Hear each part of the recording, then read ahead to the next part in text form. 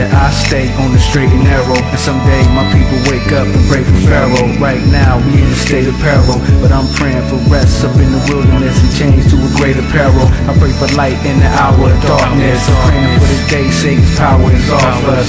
And we increase like sawdust when the carpenter got his shop and the tree is sawed up. Pray when I walk through the valley of the shadow of death, you help me win every battle that's left. For if I go to the right or move slow to the fight, you remind me what the life of a soldier is like. I pray for my kinfolk and my friends for an awakening. It's been kinda lonely since I've been woke. Different strokes for different folks. Okay, everybody. Alright, welcome to another installment of the Search Engine International. Alright, let me go straight over to the elders. Right quick, let me go to Elder Rawchaa. Shalom, Elder Rawchaa, can you hear me? Shalom, can hear you loud and clear. How are you? I'm good, man, I'm good. And yourself? I'm doing good, doing well. Did the show start yet? Praise the Most High. Yes, sir, we are live right now, broadcasting right now. Okay, all praise be to the Most High. Everyone doing it. Shalom. Yes, all right. We're live. We're waiting for the guests to just confirm what time they'll be available to come in. So okay. We just give it a couple of minutes. Elder Gabar is here with us as well. Let me go to Elder Gabar over in New York. One sec. Hey, shalom, brothers. How we doing today? Shalom. How you doing, Captain? Good. Just getting ready. Getting excited for the show tonight, and also getting ready for the debate coming up on Sunday. So I'm trying to reach Sarnetta and also Polite. They said they're going to call in for a few minutes just to recap just last minute promotion. And but I know that's going to be not most of the show. I know we got a show planned for everybody else. But I'm just working the phones, just making sure these guys call in. So and I think Brother Ironwood's up. He's going to be calling in. Also my sister, my deacon over in New York, one of my deacons, because he's going to be doing the presentation so with me in this debate. So just let me work behind the scenes, and I'll be right back. All right. Great. Man, so that's what we hear, man. Let me hear Elder Rawchaa in the meantime, and just how's it been? I've not spoken to you in a minute. How are things going on behind the scenes? Okay, things are going pretty well. First of all, I'd like to say all praise be to the Most High in the name of Yeshua. Things are going well. We've been off the show for a while, but I guess a little hiatus has done good for all of us to some degree. You understand, getting some time off, and there's really never any time off, but it give us a chance to focus on other things. Yes. A lot is going well, of course, through the blessing of the Most High. The Academy is going well. We have the calendars and the site with the news, gatheringofchrist.org. That's going pretty good. The teachings are progressing, and the prophecies are going forward. So, I mean, I'm just so glad that we're back here on the radio, and hopefully we can keep this going regularly. Yes, but I'm glad to be back. I think going forward, just to accommodate us being 7 hours and some 6 or 7 hours ahead of the United States, I think that we're going to do the show an hour earlier, starting next week to accommodate the time. Yes. And that way, that way we won't fall off, because sometimes we can't do the show because of the sleeping schedules being thrown off. But we're going to try to make sure the show is out there 1 hour earlier, because I know our brothers and sisters are really looking forward to this particular show. So we're going to do what we can to keep it on and keep it going stronger. And I find no better reason for us to be on tonight based on the guests we're having here tonight. We can start it with a bang here. Yes, definitely. Definitely. I don't know if you'd like, in the meantime, before the guests come in, if you'd like us to take a few calls. Sure, I'd like to take a few calls, but I wanted to put something out there to let people know what time we're in and what kind of world we're in real quick. I wanted to put this out there. The Bible says in 2 Ezra, the 16th chapter, that victuals will be cheap. so that everyone will think that they're in good case, and everyone is looking at how the petrol or the gas prices have been pretty low lately, especially in the United States, and which has given everyone a false sense of security, really. And they're trying to level off the prices so that they don't, so that the population don't go into a panic and realize that we're really in the final hour as far as a total collapse coming on this earth, especially within the United States. So they propped up the oil cells, or they try to undercut the oil cells a little bit and sell the barrels cheaper to try to price Iran and others out of the market at this time, because China and Russia have now pulled out of the petrodollar. So they did that on purpose. But keep in mind, they can only sustain that for a short amount of time. They're trying to get over a wave right now, but really what we're seeing will lead to a serious crash coming very soon, an economical crash within the United States.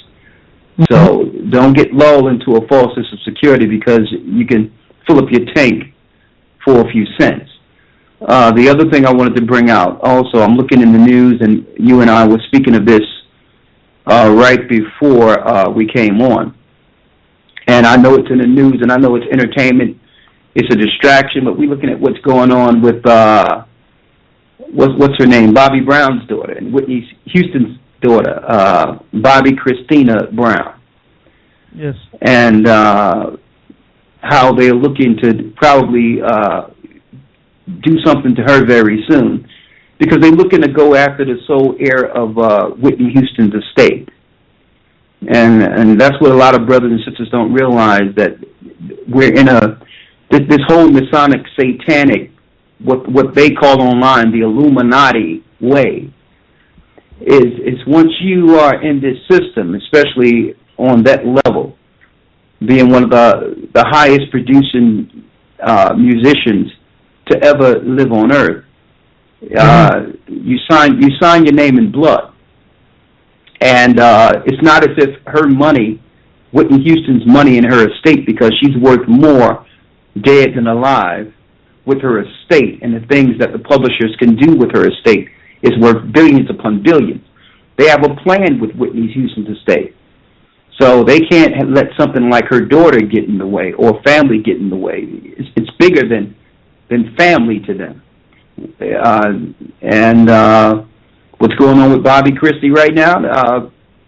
She's in a medically induced coma, and that means she's not really in a coma. They put her down through medicine. That's what they do before. They usually euthanize a person. And I don't know if any of you you can actually look this up, because I've been looking into this. The night before Whitney Houston died, there was a bathtub scare for her daughter the night before, Bobby Christie. And she was rushed to the hospital, almost drowning in the tub the night before Whitney Houston was killed. So as you can see, now there's another bathtub incident after, almost a year or so as an anniversary, or a few years after the anniversary of Whitney being killed.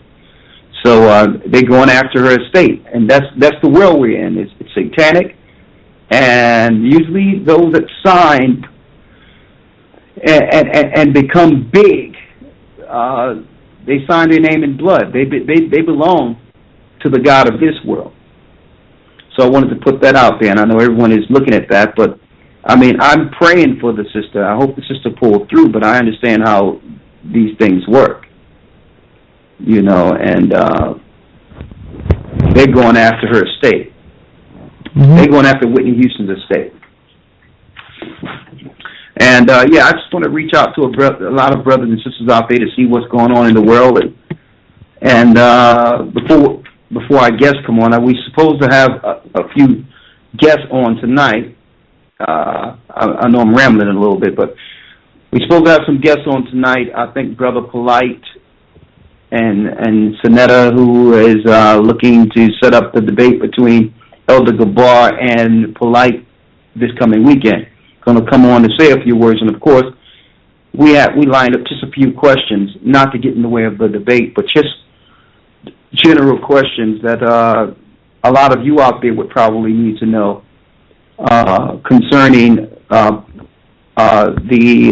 they call it, the black consciousness side of things, and give them an opportunity to say a few things on the black consciousness movement and its foundation, and to substantiate some information as far as history goes.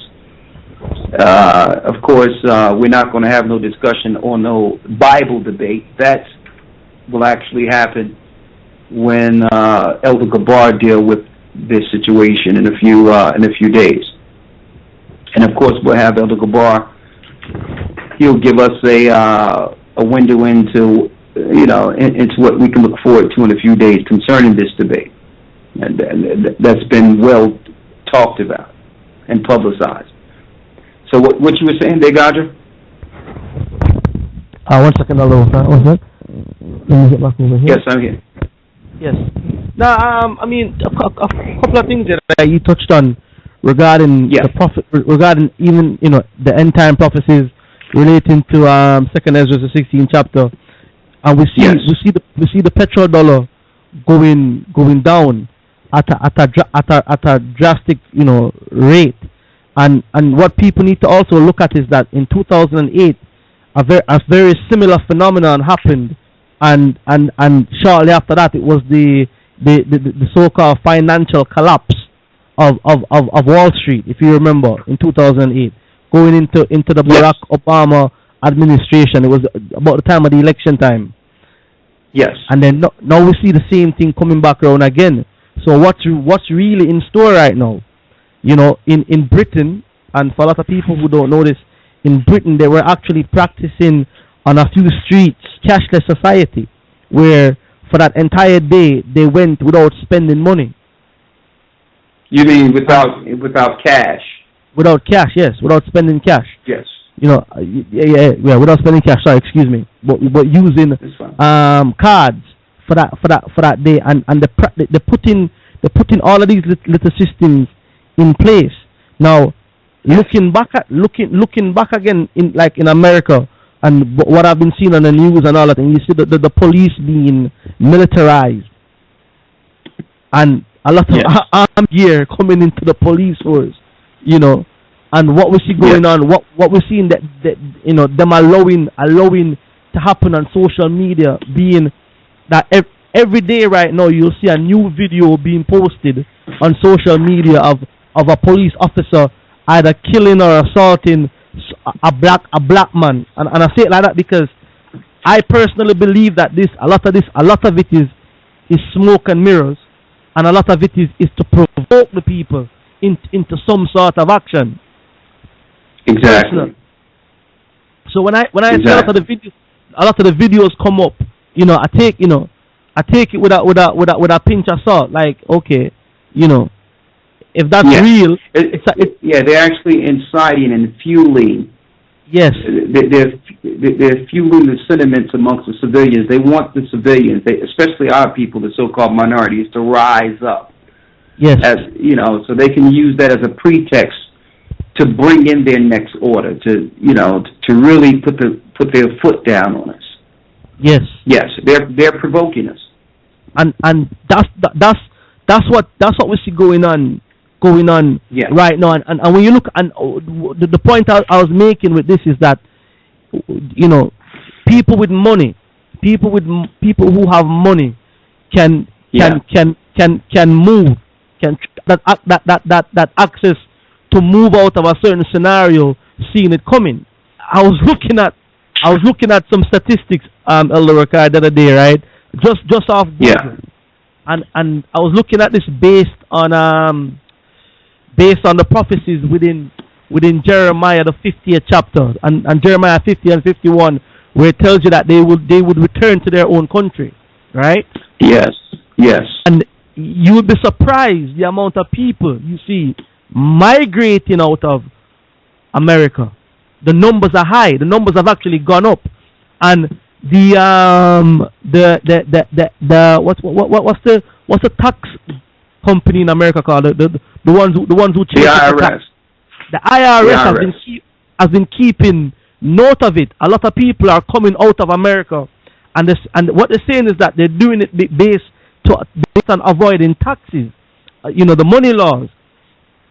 And there are countries right now in Europe and other parts of the world that will not give you a bank account if you are an American citizen.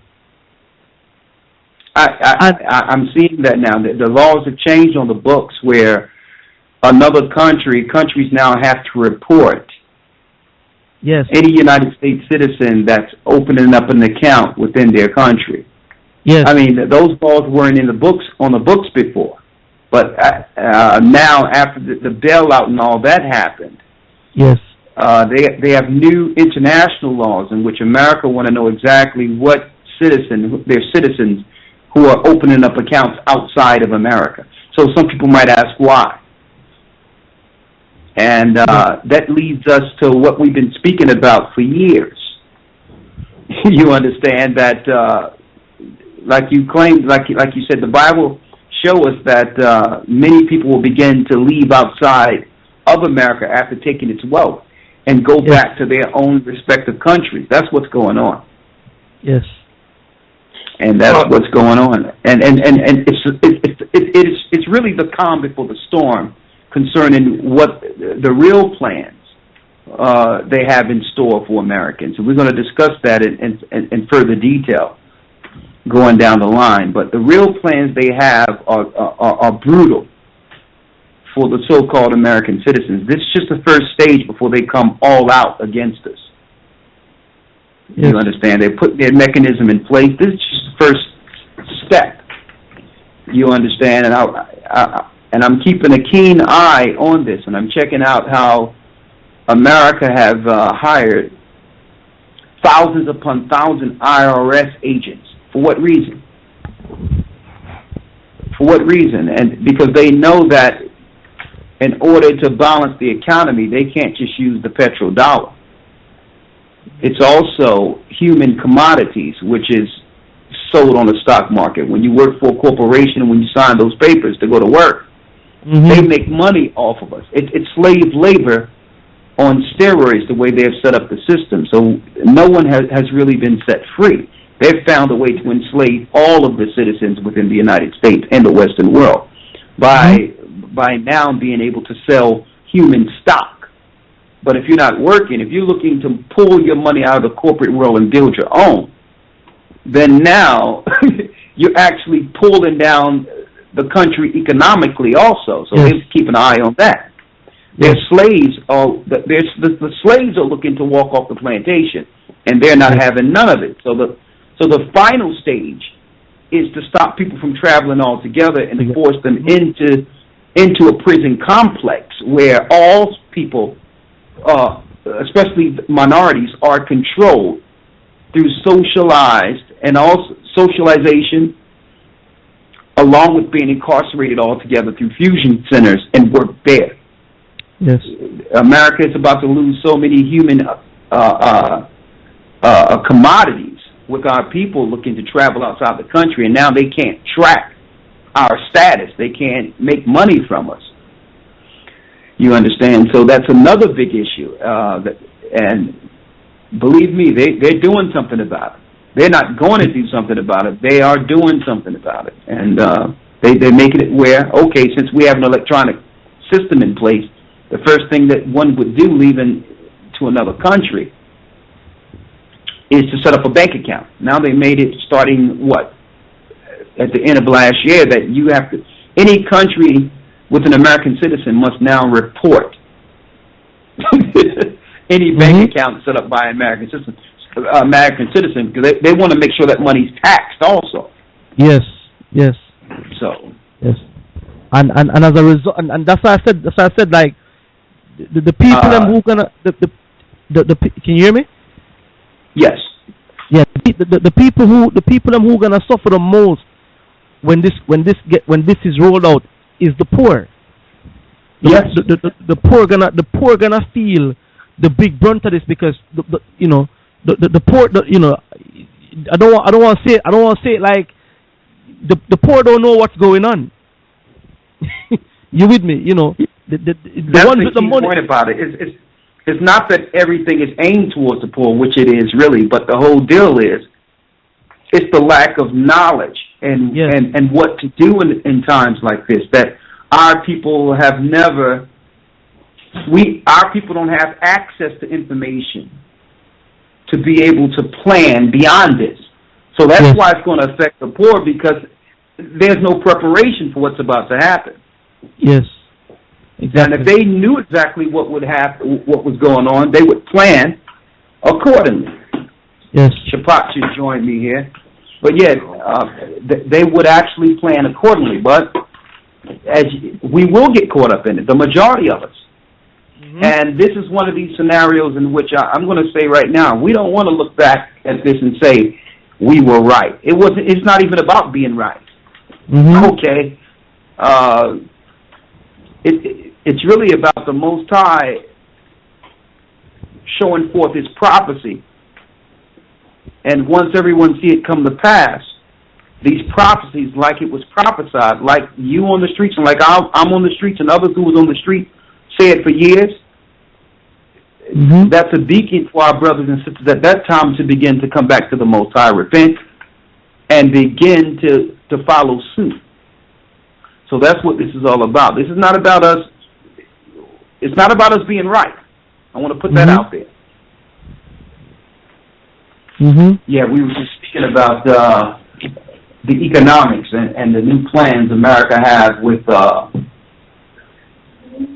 Americans' bank accounts. If you go outside the country, how they're restricting people from being able to set up bank accounts. So a number of years. Yeah, so why would they do that now when there's so many people before us, before we got this information of leaving and traveling, so many people becoming expats, retiring, going into other countries. It was never an issue until our people started traveling outside of America and outside of our restrictions. Now it's becoming an issue now. Well, the key word is control. It's similar to when supposedly they let slavery go. Yeah. And you needed a license to be married. Exactly. So it's along the same line. Exactly. They know people. They're not really trying to free the slaves. This is really not a free society. Exactly. As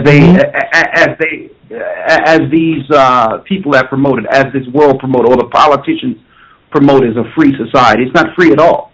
If it's free, then I should have the autonomy to get up and go any place I want without being suspect, without being suspected as some type of criminal or something. They're making it criminal to travel. But go ahead, Gotcha. Check this out, Elder. Right?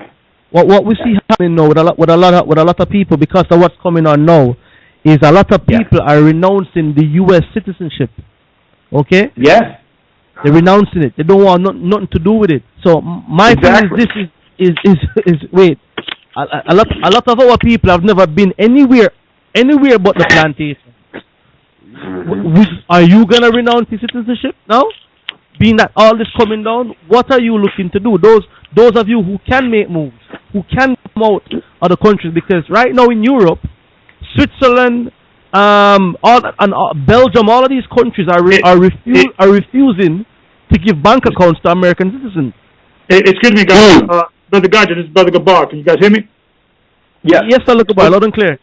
Okay, we have Brother Shaka Atmos. He's actually called in. Brother Polite and Brother Sanetta, they're actually working behind the scene. There's some last-minute situation that happened with the event. As you know, these things happen. So Brother Shaka, last minute, to his credit, he decided, he stepped up to the plate.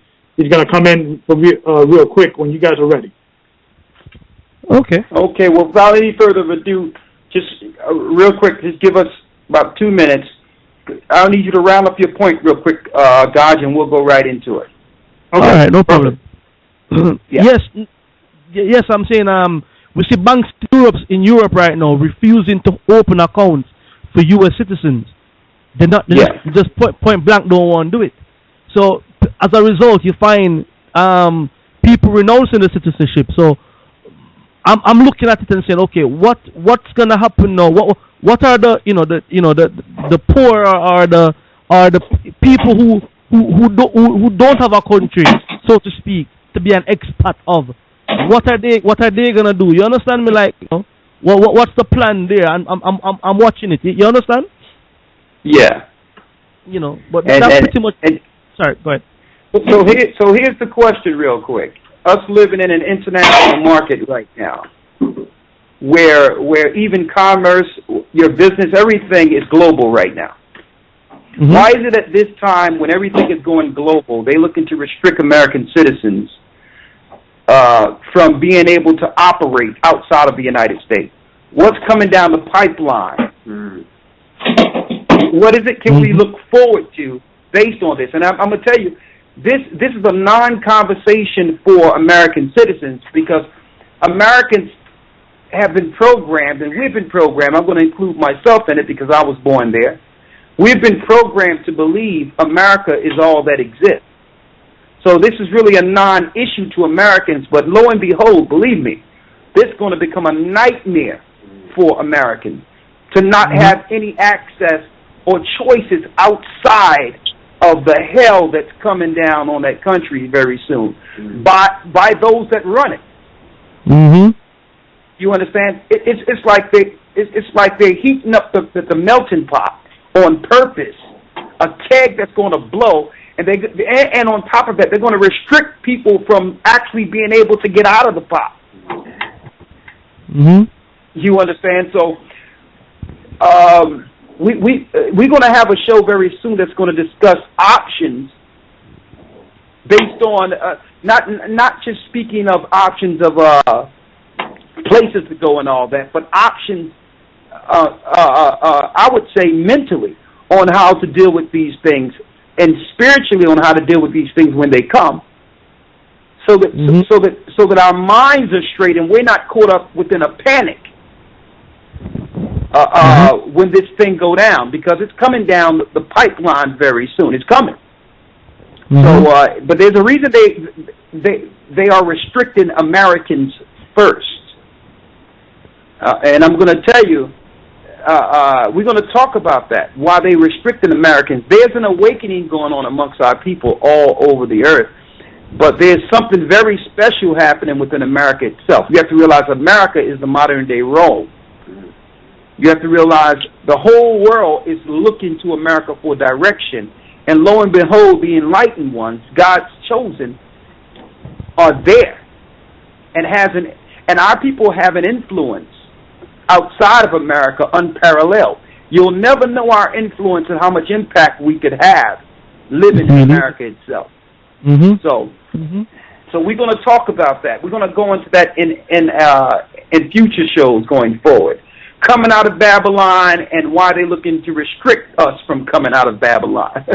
So, but we have the guest waiting, and he's patiently waiting, so we might as well just roll right into it. Okay. Let me bring in the brother real quick. All right.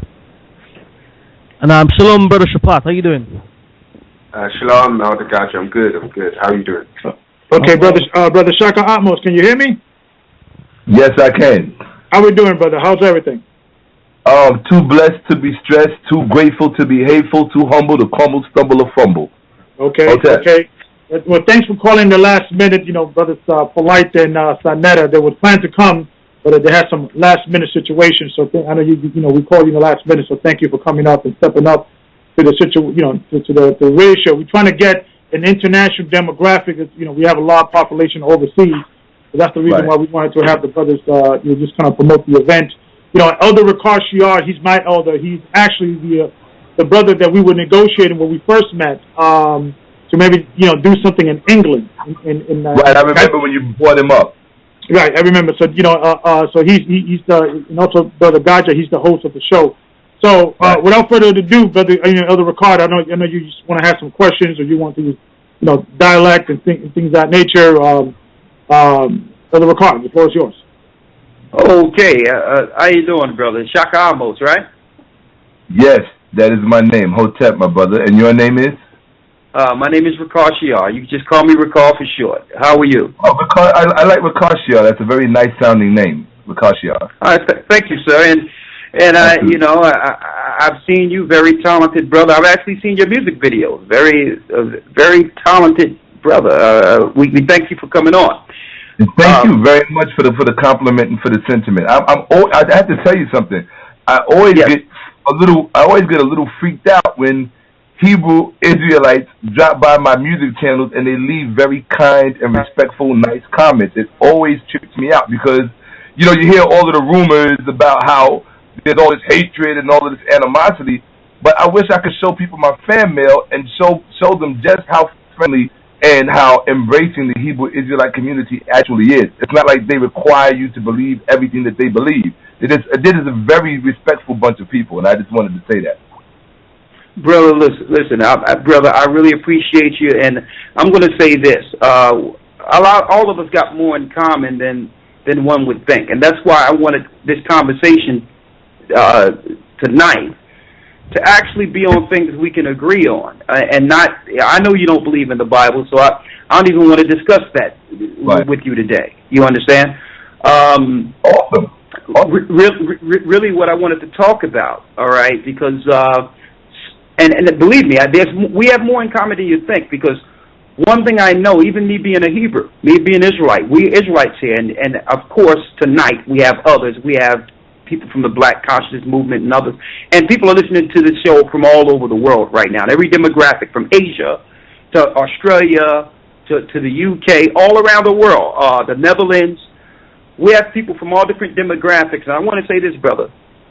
One big error we make as a people is we look for points of argument. And I think that it's time for us to break that barrier, to overcome that, step over it, and say, okay, what do we have in common? Now, I look at the Egyptians and great civilization, and me being a Hebrew, I can't disrespect the Egyptian history because I believe my forefathers became a nation in Egypt. Yeah. So it all leads back to where we became a nation. And we can agree, you following Egyptology and us following a time in which our people were there. Right. But so we're going to begin there. But what we did was, outside of saying, okay, what is your discrepancy with the Bible? We're not going to go there. Elder Gabar is going to deal with those things. Right. And he'll deal with those things at the debate. What I would like to ask you is some historical things, so that we can come on one accord. Sure. So that okay. And one thing I've studied with Polite and others is that outside of the Bible, sometimes they say step outside of the Bible. Okay, let's get out of the Bible for a moment, and let's just deal with what can be proven. Let's deal with some archaeology. Let's deal with some history. Let's deal with something that we can sink our teeth into and all believe, and come on one accord with that. So that's my favorite. That's my favorite. That's my favorite subject matter, the archaeology. Absolutely. Okay, great. So we're prepping some questions for you, and I'm going to allow you to answer these any way you want, and the audience can hear it. And I just want you, the first question we have preference for you, and this can get us on one accord because, this is so that we as Hebrews can also have a foundation. Yes. A fundamental foundation with you all. One thing we have seen, just strictly off history, right? Yes. Is that there's been great civilizations in the past.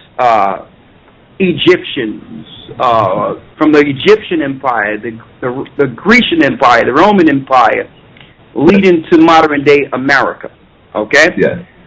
What we wanted to ask you was,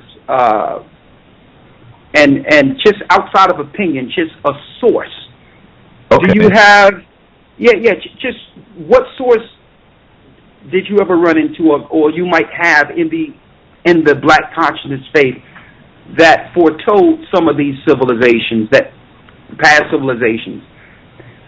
Is there a source that foretold the rise and fall of the Egyptian Empire, the Grecian Empire, the Roman Empire, and even America And what's next according to that source?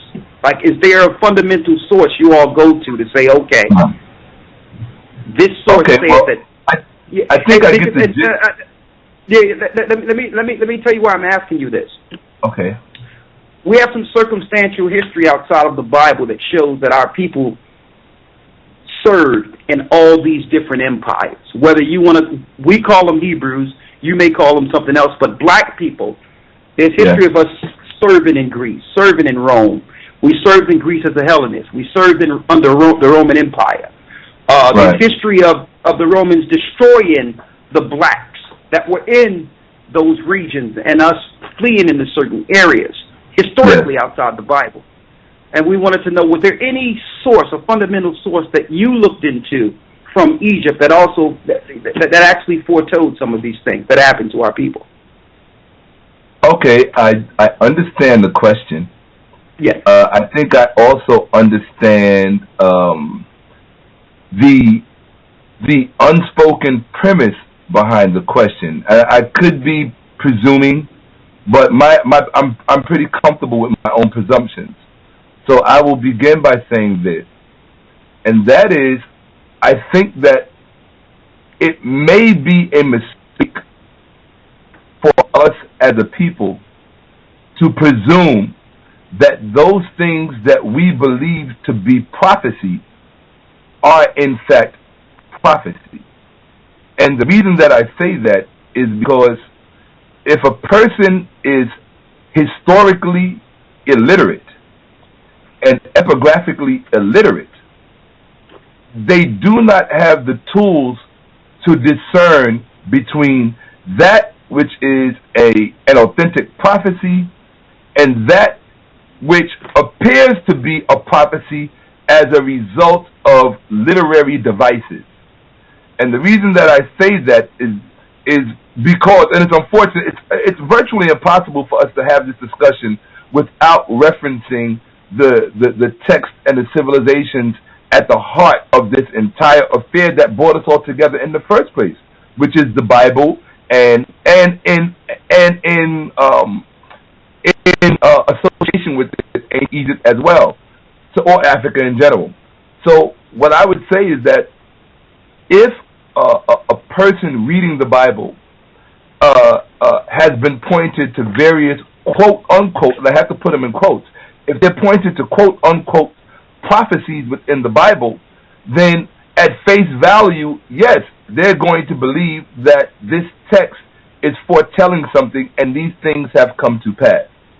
The reality of it is that a person who is well versed in the actual historical reality on the ground of the nature of the literature, when it was written, how it was written, why it was written, understands full well that there are no prophecies present in that particular literature, what you would call the biblical narrative. None of them are prophecies, because the archaeology, and this goes back to what you infused into the dialogue at the very beginning. I want to say your name, Rawchaa. Am I saying it correct? Excuse me, sir. Excuse me. I'm trying to say your name correctly. Yeah, Rawchaa, you got it, Rawchaa. Rawchaa. Right. So, yes. Brother Rawchaa, what I'm saying is that the fact that we know when the text was written, we know that those things that were written about that appear to be prophecies, we know that the text was actually written long after those things had already occurred, at least in some form or fashion. And if they didn't occur directly to the people who were writing about them, we know that they had contact with civilizations that had similar things happen to them. So, from my perspective, there really is no prophecy in any of the literature, be it Israelite, be it Egyptian. I mean, not any prophecy of any value to at least myself, or any of great value to our people at large. So that would be my general answer. I don't know of any prophecy in any other literature, including Egyptian literature, that foretold or foretells of things to come. The only foretelling that took place in Egyptian text and literature was actually what I consider to be the greatest prophecy of all, which is calendrical prophecy. Without the Egyptian text, we would not been able to forecast where the sun would be, say, 4,000 years from now or 5,000 years from now, because they came up with what we know of as the precession of the equinoxes, which enabled them to have a 25,000-year calendar. So it's these calendars and these calendrical sciences that enabled the rest of the world to tell time and to even tell stories about time. Without the ancient Egyptian text, there would be no such thing as an hour or a day or a month or a year, because these things are all arbitrary ideas, but they have their beginnings in ancient Egypt. And anyone that is not aware of that, I would really refer them to Archaeology 101 and also to the epigraphic sciences. So that's my perspective on the archaeology, on the prophecy. It's not something that I invest great value in, nor would I recommend anyone else invest great value in it. Okay, well, thank you. Thank you. Eloquently answered. Let's roll them down. I know Sanetta is on, but before you come on, since you answered the question so far, and we probably pose a few for him, let me ask you this one. Let me get your name again. Excuse me, Shaka Amos. I know it. Shaka Amos. Yes. All right. Yes. I'm sorry about that. All right. Okay. The next one, because I'm sure the questions I'm asking you, a lot of our listeners would like to hear this. So I wanted to get straight to the point, and just so we can have a perspective without debating the Bible. All right. So that those that are listening can at least understand what the perspective that you are coming from, and to see if there's anything that we can begin to understand together historically. Sure. Because you have to realize, brother, to some degree, we do have a way of learning. Yes. That's fruitful. So if there's a way in which we can learn from each other, and me not go and we as a whole not go away from our fundamental principles that keeps us grounded on what we believe is true, then we'll do that. Let me ask you. You understand? Let me ask you this. Sure. We know there's people outside of black people. There's Asian people. There's Arabic people. There's there's Persian people. Yes. There's white people. There's people outside of us. Sure. If one were to ask you, who are the nations outside of black people, and their origin, and how did they divide into nations and to develop their own cultures and look different than us? What source would you draw from to say how the nations divided and developed civilization and became different? Because we all know that we all come from, all of life come from the black man. We can all agree. Okay? Yes. Whether we call them the biblical, yeah. So let's not even put the biblical name out there. Let's just say that we all can agree that all nations come from black people. Yes, so we agree on that. Absolutely. Exactly. So since we can agree to that, I'm going to ask you, from what source or what information do you have to tell us how the nations divided and how they became separate races? What source do you have, and what do you draw from to resolve the different nations in this earth outside of black people? Okay, I'm going to pull up something for you right now. Okay. And I'll read from it. This is a passage that I'm going to read to you from a completely anthropological text. And first, I'll give you the name of the source. I'll give you the chapter, the page number, as well as, one second. I'll give you the, would you give me 1 second? Hold on 1 second. I'm just pulling something up. Take your time. Okay, and I know that all praise be to the Most High. I know Sanetta and Brother Polite have entered the conversation, but we're going to give this brother a chance first, and then we're going to just talk about a few things leading up to the debate in a few days. But let's give the brother an opportunity to pull up this source, because it's great that we have this opportunity, because maybe there's some misinformation out there that our people haven't readily examined. So it's good to give others an opportunity to say, okay, If one would say the Bible is not correct, okay, let's see what the sources are. Hello, with the I'm sorry. information out there. Hello, Yes. Okay, Yes, I'm here. I'm sorry. I'm actually Yeah. I was getting. Oh, right. Say it one more time. It's a little difficult for me to say it. It's difficult for you to say the source. No, it's difficult for me to say. I'm trying to remember your name, Rawchaa. Okay, I'm going to make it easy for you. Rawchaa. Okay.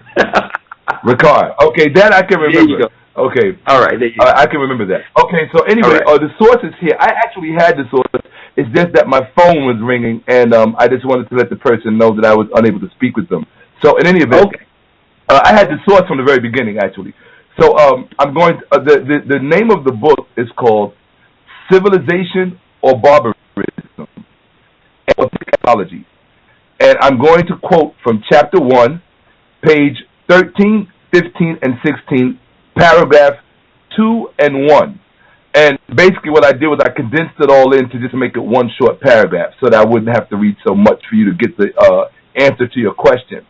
So one of the things that I try to do is I try to rely more heavily on the science because my value system is a knowledge-based value system. It's not really a belief-based value system, so I try to acquaint myself with the facts and the evidence. And this is what the book Civilization or Barbarism says. It was originally published in French as Civilisation ou Barbarie, and the person who did the translation from the French to the English is actually a very dear family friend of mine. So it's written by Sheikh Anta Diop, and my sister's godfather, Dr. Leonard Jeffries, out of City College, New York, he actually wrote the foreword for the book. So actually, he wrote the synopsis on the rear cover of the book. So here we go. This is the quote. What you're asking me basically comes down to racial differentiation. And that would, just to use the biblical text as a reference, that would kind of parallel what many people call the Table of Nations in Genesis, in the biblical text. But here we're going to read about it from an anthropological perspective. So the quote goes like this, or says thus: racial differentiation took place in Europe, probably in southern France and in Spain, at the end of the last worm glaciation between 40,000 and 20,000 years ago. We understand now, because of the above-cited facts, why the first inhabitant of Europe was the Grimaldi black man, who was responsible for the first lithical industry of the European Upper Paleolithic period, or Aurignacism industry. The Grimaldi Negroids have left their numerous traces all over Europe and Asia, from the Iberian Peninsula to Lake Baikal in Siberia, passing through France, Austria, the Crimea, the basin of Don, etc. In these last two regions, the late scholar Mikhail Gerasimov, a scholar of rare objectivity, identified the Negroid type from skulls found in the Middle Mousterian period. Marcelin Biol and Henry Victor Valois insist on the fact that the localizing layers of the Grimaldians are always in direct contact with those of the Mousterian period, in which the last Grimaldi Negroid in Europe or in Asia. If one bases one judgment on morphology, the first white appeared only 20,000 years ago, the Cro-Magnon man. He is probably the result of a mutation from the Grimaldi Negroid due to an existence of 20,000 years in the excessively cold climate of Europe at the end of the last glaciation. That is the entire paragraph. And I read that because when I'm standing in front of a high school classroom or even a college classroom and I'm attempting to explain to people how different races appeared on the planet, I understand I have to speak to them in scientific terms, because we all understand scientific terms when they affect us on very basic levels. Even if you're just talking about the science of economics, we all understand what it means to be in the red as opposed to being in the black financially. We all understand what the term fiscal means. So these are basic scientific terms that we can all relate to. And so I try to explain it to them in those terms. Where you get the different nations from, if you will, to make it even more local and to be more specific, nations are not always going to come about for the same reason. And I think we have to be fair to history to understand that. And the reason that I say that is because we can look at what might be considered a monolithic nation like say maybe, very few of them are left in the world today. You'll find most monolithic nations today pretty much in Asia. So if you go to, let's just say Canton, China, right? Everybody in Canton, China is going to be Chinese, Asian. They're going to have the epicantic fold around the eye, so forth and so on. However, within those nations that are monolithic, they're not always completely monolithic. I'll give you an example. In China, if you go to Chinatown today, or you go to New York, where I live, right? In New York, and probably the same thing in the UK, you'll see Chinese people that are very dark. They have color, right? And you can see that they are what you call ethnic Chinese. But then you see the other Chinese people who move in the upper echelons. Usually they speak Mandarin, and they look virtually white, except for their epicantic fold. So it's the same thing. Even when you go into nations that are semi-monolithic or quasi-monolithic, and sometimes they're heterogeneous. If you go to the Caribbean, and let's use the Dominican Republic, because I know they fit somewhere on the quote-unquote so-called 12-tribe chart. When you go into these so-called nations, right, what is their nationality based on? Is it based on race? Is it based on a continent? Is it based on a country? So it all depends how these things are going to be defined, and they're going to be defined differently by everyone. So what I usually tell most people, you'll get a better answer on the more based on how refined your question is. So if somebody asks me about black nationalism, right, you're talking about creating a nation based on the color of skin, being black, which means now we have a shared identity based upon race alone. And within the context of race, we see ourselves as a nation. Now, if we do that, our numbers are exponentially large, huge.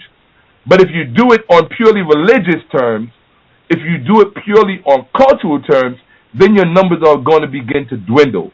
So again, always going to come back to how we frame the question and in what parameters we push the question forward. So I would leave you with that, because I'm not one of these people who believe that every question asked has to have a neat, tidy answer. It all depends on how neat and tidy the question was asked. And the question that you posed to myself was a rather general one. Where do nations come from? Well, it all depends on how this nation defined itself from the very beginning. Because some people might not even see it as a nation, because of their own definition of a nation. So I hope that was somehow a valuable answer to your question. At least food for thought for those listening. Okay, thank you.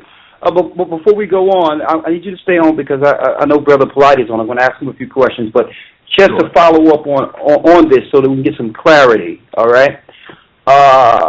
Outside the civilization of barbarism, I actually know about that source also.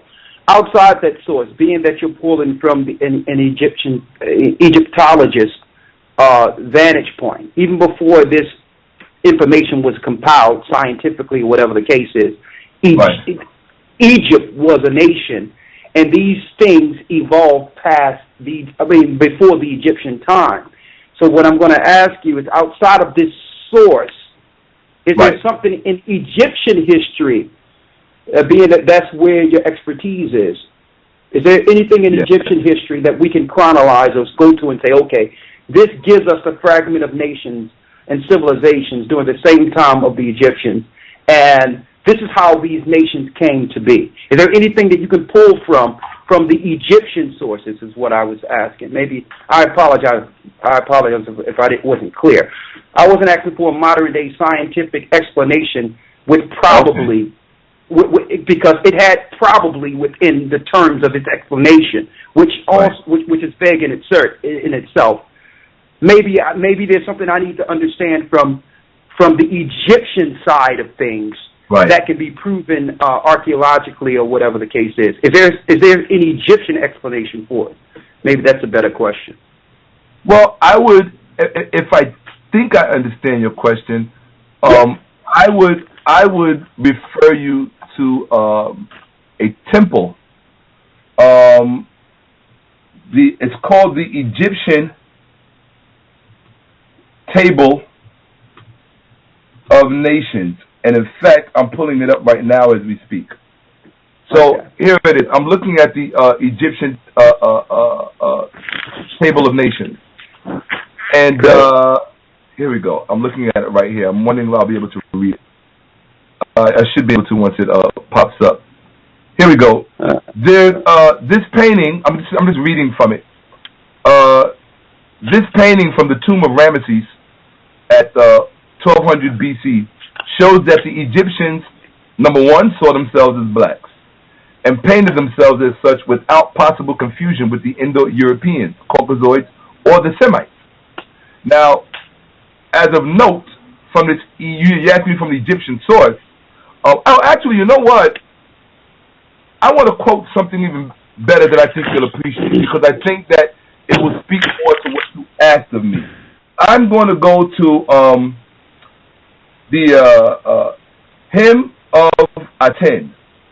The Hymn of Aten, which was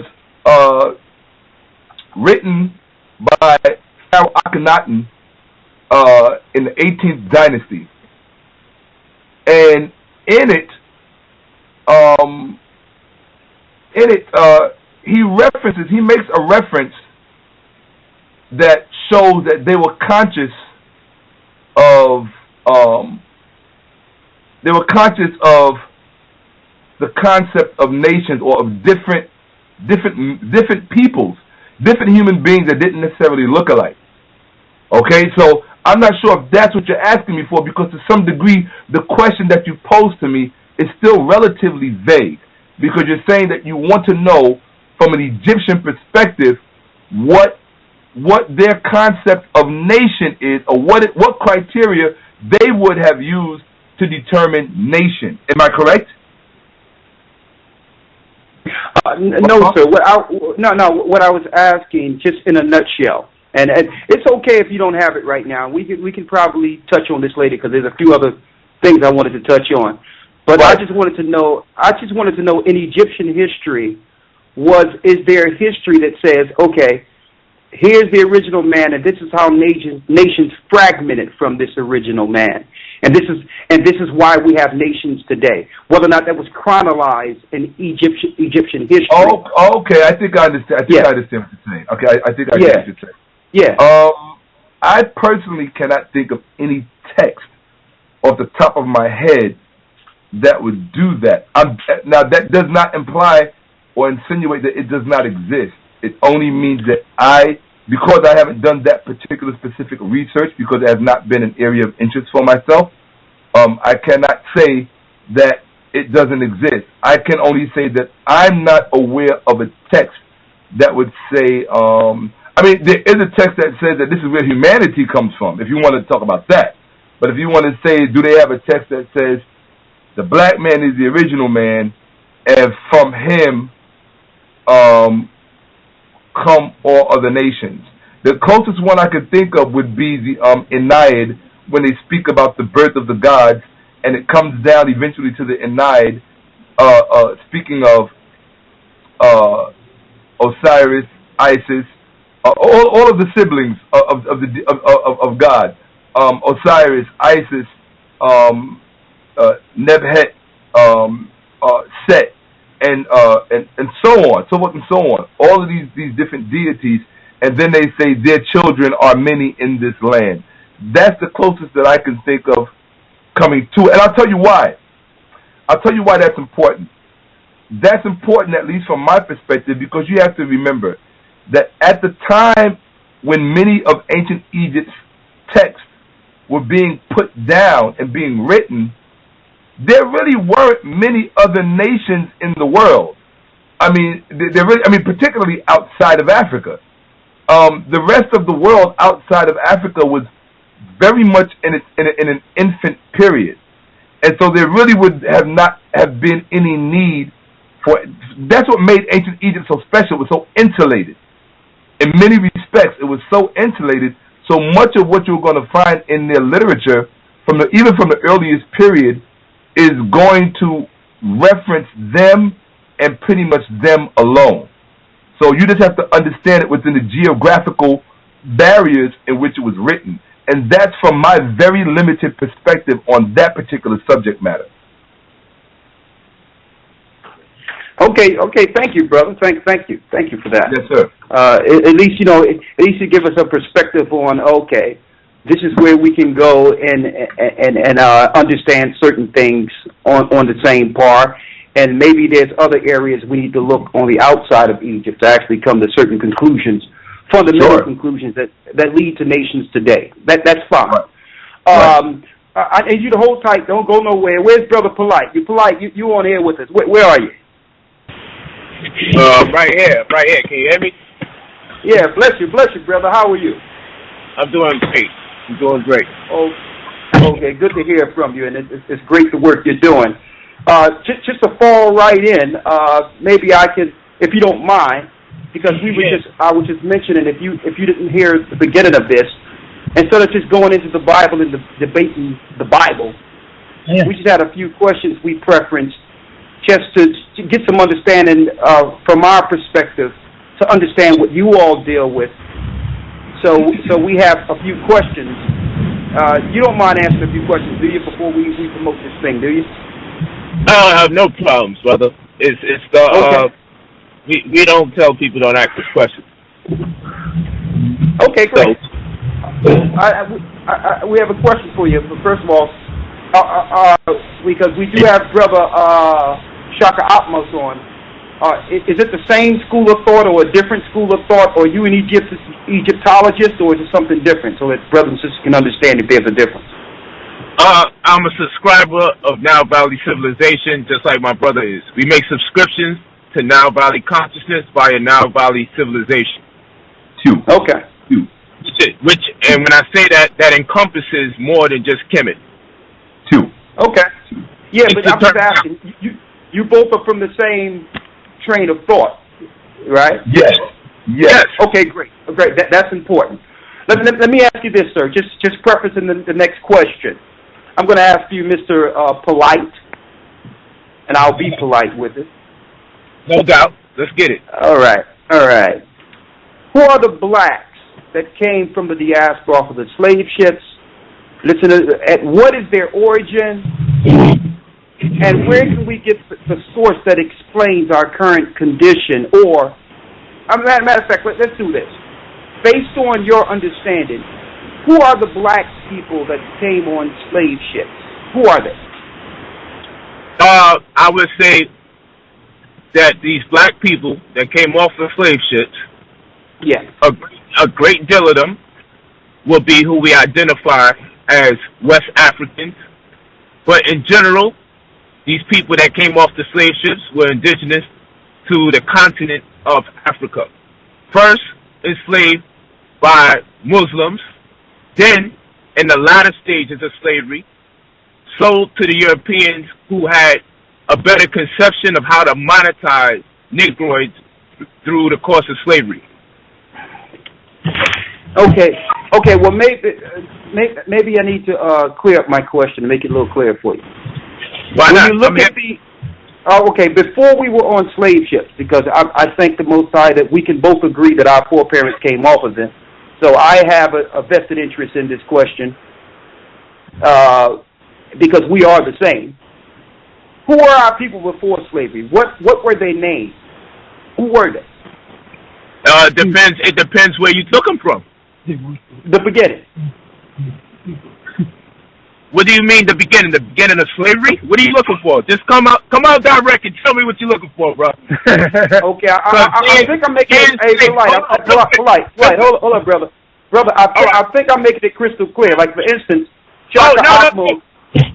Listen, you're making it crystal clear, and I'm giving you crystal answers, but you're looking for something brother.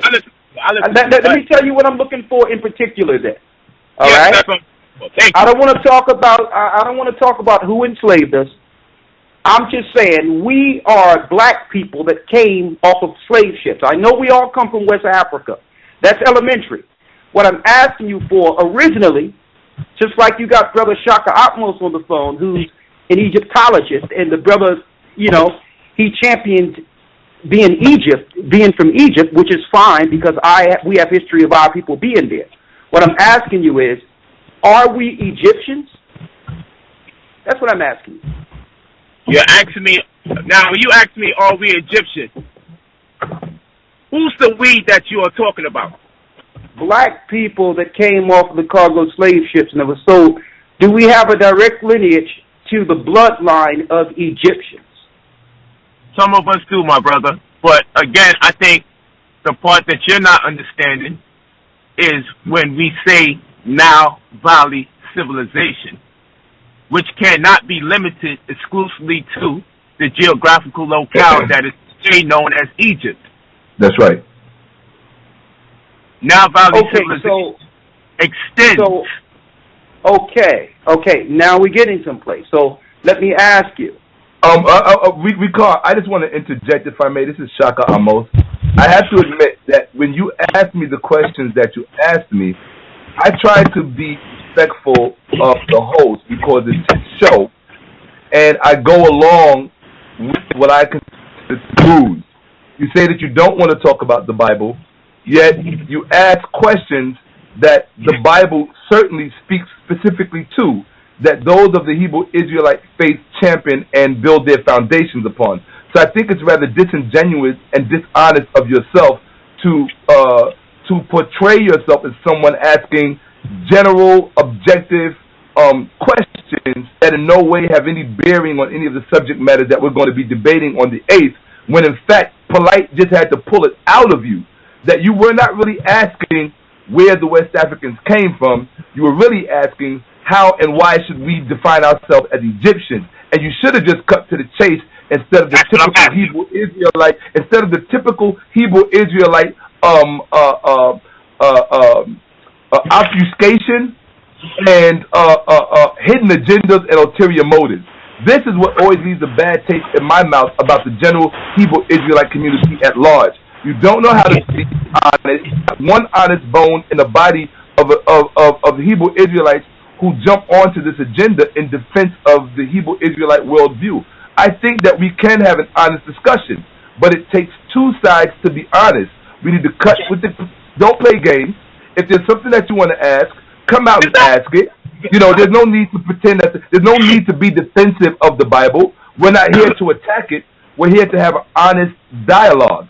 So there's no need to say let's avoid the Bible when in fact questions are pertaining exactly to that, whether it's on a geopolitical level, a geohistorical level, or some other one. And normally I would admonish Saber Polite for being so rude, but he had every right to be so because he saw your questions for what they were. It was just I have a bad habit of giving people the benefit of the doubt, and I hope that in the future that people could be deserving of it and just be honest with respect to where they're coming from. Okay, brother. Thank you. Are you done? Would you like to say something else before I respond to what you've just put out there? I'll say it. This brother Sarnetta. So with that being said, brother, just come straight forward. We are not afraid to answer any questions, whether it's pertaining to Kemet or the Bible. I mean, this is great promotion, brother. And I want to say you're doing a good job, my man. Thank you. Now I'm going to add, first of all, maybe because some of you came in late, you've come in late, you probably didn't understand, but I'm going to make this crystal clear, okay? And I'm going to say this, brother, to the brother originally, Shaka Amos. Yeah. Brother, I came in total honesty. First of all, I said it from the beginning, brother. You know what we believe. So I'm not prefacing questions with a backdoor agenda. Understand what I'm doing, brother. And okay. I said it. I'll make it clear what I said from the beginning. I'm prefacing questions based on what I know others would like to know, because maybe there's a middle ground that we can start from. Brother, you notice that when you speak, I don't interrupt you, so I want you to understand something. Continue. All right, and guess what? When you respond, I will not say nothing whether I agree or disagree, because I respect you, brother, okay? Yes, sir. No, I don't have a backdoor agenda. These are questions that must be answered, and I said fundamentally based on how we have learned to receive and understand information from the beginning. So I can't separate myself from how I process information. Now, even though how I process information is Bible-based, I'm willing to step and say, let's not even argue about the Bible, because there is things historically that can connect us, that can lead us to the same place. I made that clear, so I can't separate myself from what I believe, but I have enough respect for you in this conversation to say, okay, let's not even talk about the Bible because you disagree with it. Let me come to an understanding of an origin so that other people listening can say, you know what, I can pull from this source outside the Bible. So these are the things, these are the questions that our people have to say, okay, there's fundamental sources that we can agree with to start from. Okay? So let's clear the air with that. I'm not here to fight no one. I'm here to come on one accord, but these questions must be answered. Okay? And if they can't be answered, guess what? That's good too. Because that's something that we can all come together and say, okay, based on this not being able to get answered, let me go back and let me sharpen my sword more. Let me go get some information so we can build, even if there's a chasm or a void here. I don't have no problem with that, brother. May I interject? May I? I'm asking. Sure. With your permission. Yes, sir. Okay. And I'm going to keep it brief. I'm going to keep it brief because there are questions for other people as well, I'm sure. Then allow me to say this. And I think that had the question been asked more forthrightly, because if you notice, the way you asked me, actually all of the questions, one of the reasons that I had some difficulty in answering your questions is because, at least from my perspective, the questions were not clearly, and I always tell students when I'm standing in front of a classroom, the answer to a question should always be commensurate to the question asked.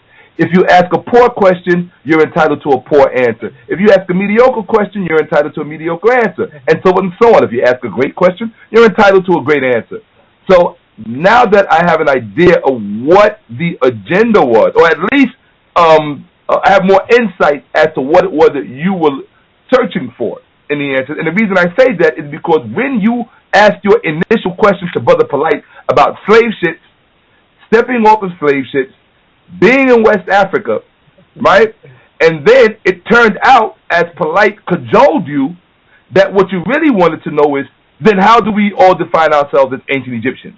Or how do any of us define ourselves as ancient Egyptians, being we come from West Africa? Because had you posed the question forthrightly like that to myself, I would have given you an excellent answer. In fact, I would have given you the migrational history of the people who came from the Nile Valley and how they ended up in West Africa and then on the slave ships.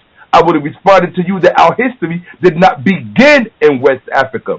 Just because you encounter a people historically in a place of departure, that is no indication whatsoever that that is their beginning and where they started from. Any person that thinks that doesn't know the first thing about anthropology or archaeology 101, be they a Kemetic person or Hebrew Israelite or Christian or Muslim. So that's first. Secondly, and more importantly, just to answer your question in a nutshell, the one thing we all have to agree upon, whether we want to or not, and I'm going with the DNA. I deal with science. At the end of the day, I'm going with the knowledge and the facts and the evidence. That's DNA. I very rarely share my beliefs with people because no one can profit from whatever it is that I believe. However, you can profit from what someone else knows because it's based on knowledge, and knowledge has a premium connected to it that belief and faith do not. Okay, you can't build a plane, an airplane, or a rocket ship on faith and belief. You have to use knowledge. Okay, so the knowledge says that all human beings begin in Africa, and that mankind has three stages: were born, lived, and died in Africa, and never developed the ability or the need to exit Africa. At the third stage, which is the Homo erectus stage, mankind did exit Africa. They went up through the Strait of Gibraltar. They also went over into Asia at the Homo erectus stage. After the Homo erectus stage, you get other back and forth migrations from outside of Africa and into Africa, but there is no question as to where the earliest hominids existed at. That is only on the continent of Africa. That is not what Shaka Amo says. That is what the fossil record says.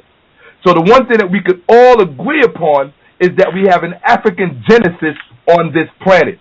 If we need a starting point as a people, as a race, we could all agree upon the fact that mankind, particularly at the Homo sapiens sapiens stage, which is what our species represents. We are the species, as Brother Reggie often says. Everyone else is a race or is a race of that species or a subset of that species. But black people, Africans, are the species. Okay? So we could all base to rally around something, and this is why Marcus Garvey was all about black nationalism at the end of the day. And he had Hebrew Israelites working with him. He himself was a Catholic. He did not consider himself a Hebrew Israelite. He was a practicing Catholic all of his life, up until the time he died in the jail cell in the UK, where you guys are. So, therefore, if a practicing Catholic who gathered more black people together on this planet in the 20th century than any other leader has before or since, if he can agree that Africa and Africa alone must be our rallying cry, that if it was good enough for Marcus Garvey, it is certainly good enough for myself. I am not an Egyptologist. In fact, for black people who subscribe to an ancient Kemetic or ancient Egyptian worldview, our biggest enemies happen to be the Egyptologists, because Egyptologists did not come to the field of Egyptology to do African people any good. Egypt was an African civilization on the African continent, inaugurated, established, and championed by indigenous black African people. That is a fact. What is also a fact is that Egypt was also a composite civilization. It was a civilization that was made up of the knowledge and contributions of African black people from throughout the rest of the continent. If you read Van Sertima's Egypt, Child of Black Africa, he specifically says so. In fact, I can quote for you. I will quote for you right now, just so that you can hear it, and whoever's listening can hear it as well. Heartland. Here we go. Give me 1 second. Bang, bang, bang, bang, bang, bang, bang. Heartland. Here we go. This is a quote from. Okay, I misquoted the book. It's called Egypt Revisited. The introduction, paragraph 4, page 3 and 4, Journal of African Civilizations, published in 1989. Rutgers University. This is the quote. Egypt was the node and center of a vast web linking the strands of Africa's main cultures and languages. The light that crystallized at the center of this early world had been energized by the cultural electricity streaming from the heartland of Africa, meaning that Egypt did not just fall out of the sky and became great. It was the culmination of everything else that was going on interior of the continent, all the way from the south in southern Africa to the west in West Africa, throughout the east, all of these, particularly Central Africa, the Great Lakes region, the Ruwenzori mountain range, Kenya, Ethiopia, Uganda, Burundi, Rwanda, all of those areas. And as Dr. Joseph Ben-Yakinen said, the first two major migrations would have been the Hutu and the Tutsi, and also the Twa people, who you call the Pygmies. So all of these people were the first people to create writing, to create mathematics, to create science, to create paper. There would be no books. There would be no other civilizations on the planet being worthy of being called civilization if it were not for these black African people. That is a fact. That is a historical fact. That is not something that I need to make up. If you need me to quote again, I'll quote Budge right here. Okay, all right, Brother Shaka, all right. Let's hold that there for a minute, all right? This is Brother Gaja. I'm the primary host, all right? Before we go over there, I want to pull this back in, all right? I know sure. Brother Polite and Brother Sanetta are here as well. I want to pull this back into the conversation that we're having before, sure. Based on the line of questioning, okay? And let me pull Elder Rawchaa. I think we all understand where we stand right now. There isn't no hidden agenda, and we're just asking, the questions. All right. So let me pull Elder Rawchaa back in, right quick, and then we can get this thing moving again before we go off. Before we go off in, let's get it back. All right. And everybody, you're listening to the search. You're listening to the Search Engine International. Yes. All right. This is our first episode back, our first broadcast in a while, and it's also, very good one. I want to thank the brothers for coming on, taking the time out to come on. And the debate, as you know, is this week, this Sunday. Yeah. If you not receive your ticket, go ahead and get your ticket. This is, it's going to be really good. Elder Gabar, they're representing for the Gathering of Christ Church. All right? So let me bring back Elder Rawchaa. Elder Rawchaa, can you hear me? Yes. And I thank the brother for his the dissertation. But what I was asking in general is, and I don't know, maybe it can't be answered in a nutshell. who are we? Are we black? I answered that. I answered that question. Okay, well, that's fine. That's fine. Well, we'll just accept what you said. That's good. That's good. Sure. That's fine. Hey, we still got Brother Polite here. I mean, you asked him a question. He ready? Oh, okay. So polite. You here? You're gonna tell us who we are, or is it going to take a long time, or is it one person? Are we one nation? In a nutshell, if someone was to ask you, who are we? Those that come directly from the slave ships and our primal origin. That's a better way to preference it. What would you tell them in a nutshell? We're who? There is no nutshell when you're talking about slavery. There was 3 major slavery expeditions that were led, and each one of these cases, there were people from different nationalities and different geographical locales of Africa. So to turn around and put them all into one category would not be fair to the cultures that they were practicing. What we will tell you is that, yes, these were African hosts.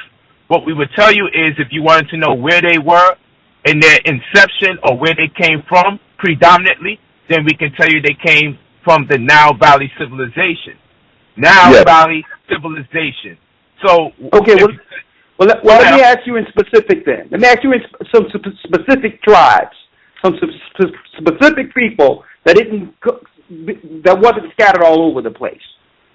Let's just go with just specifics then, so there's nothing vague. Let's go with the Igbo tribe. Yes. Where did they come from? Who were they originally? Originally, they migrated from Kemet. And I got something beautiful I'm gonna express and show you guys. Okay.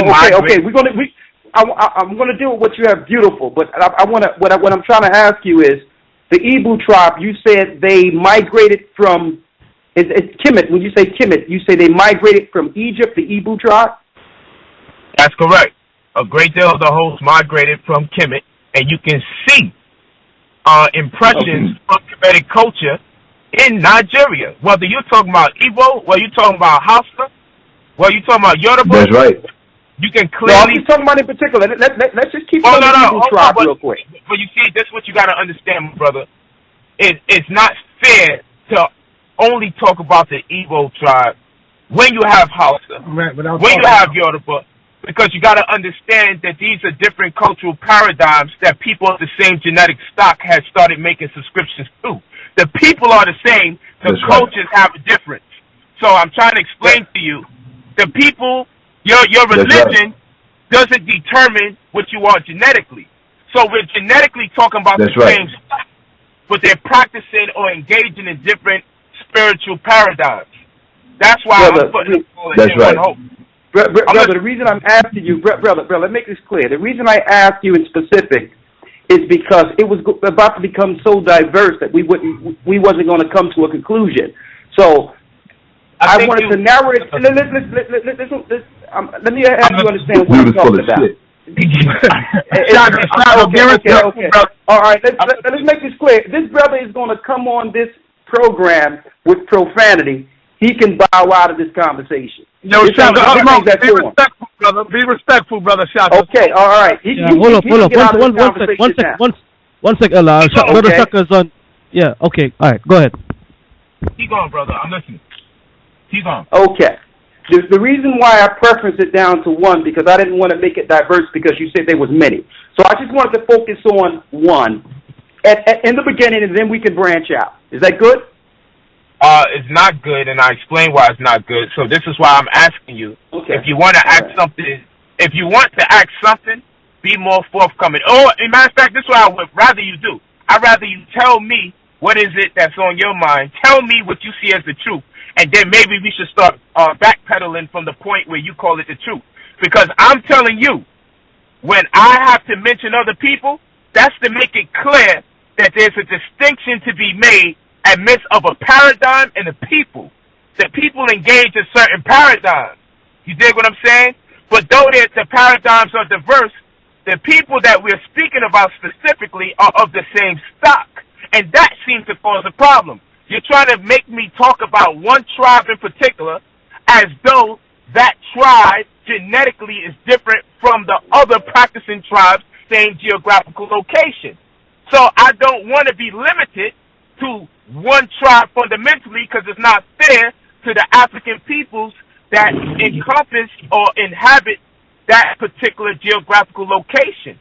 That's what I'm telling you about. So since that's not getting through, I would propose that you tell me what you perceive to be the truth, and maybe we can work our way backwards, because it's not going to work the way you're talking to me, because I'm not wired to take one tribe out of a whole community and isolate them from the rest of the community. I'm not wired like that. I don't think like that. It's inconceivable for me to take a tribe and think that that tribe is separate and different from the other people they're living with, that are all indigenous to the same lands, just engaging in different spiritual and cultural paradigms. I just am not wired like that. So maybe it's a different approach you can give me, or come up with a new question, or propose something to me that maybe I agree with you, or I may rebut it. Because I'm not even sure what you're looking for in the first place, but you seem disappointed each question you ask. So since it's getting difficult, just propose to me what you conceive to be the truth, and I will either yield to it or do something otherwise. Because we might even wind up agreeing, brother. And, it might happen where we agree about something. That's how I feel about the situation right now. I don't want to be difficult with you at all. I don't want to be. What is it that you want from us? Okay, thank you, brother. Okay, so we're going to just forego that question altogether, and we'll just leave that inconclusive. All right, let me go to the next question here. All right. Can I ask you a question? After I ask my last question, yes. It's in line with what was going on here.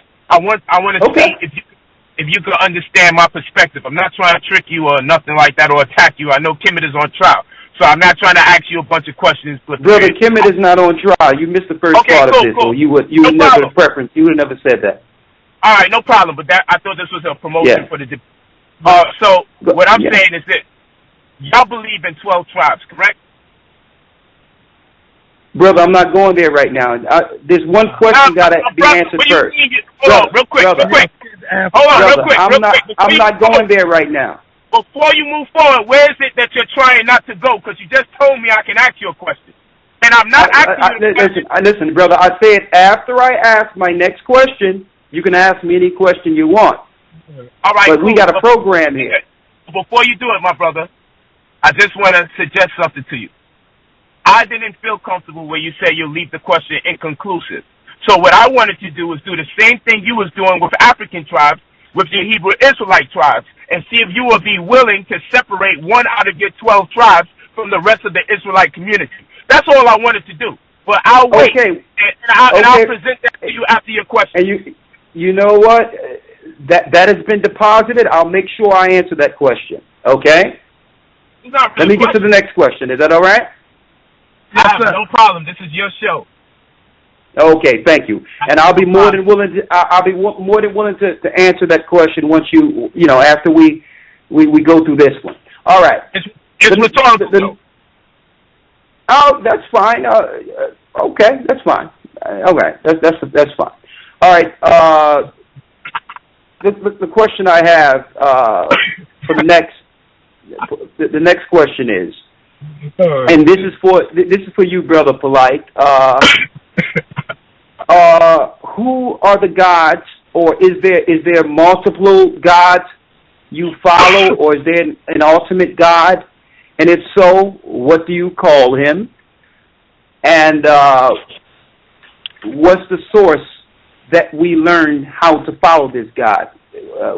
What is the source we draw from to understand this God or these gods?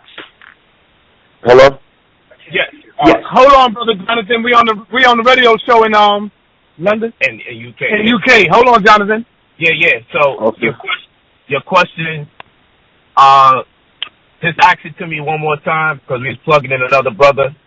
Are there multiple gods? Okay. Go ahead. I'm listening, brother. Okay. I can ask again. other gods you believe in, or I would say, I'll do that.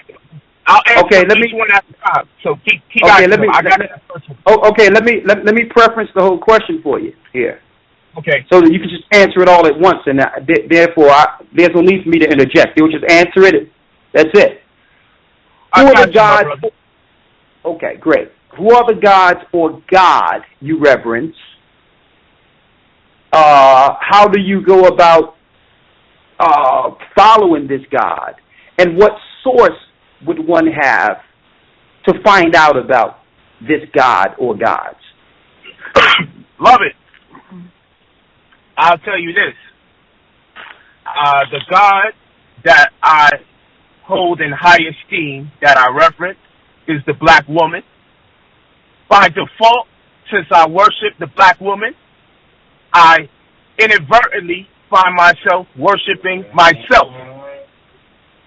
The principle behind that you can find throughout the walls of Kemet and the disposition of the Egyptians. Say, for instance, Necherket, or who you call Zozar. That's an instance.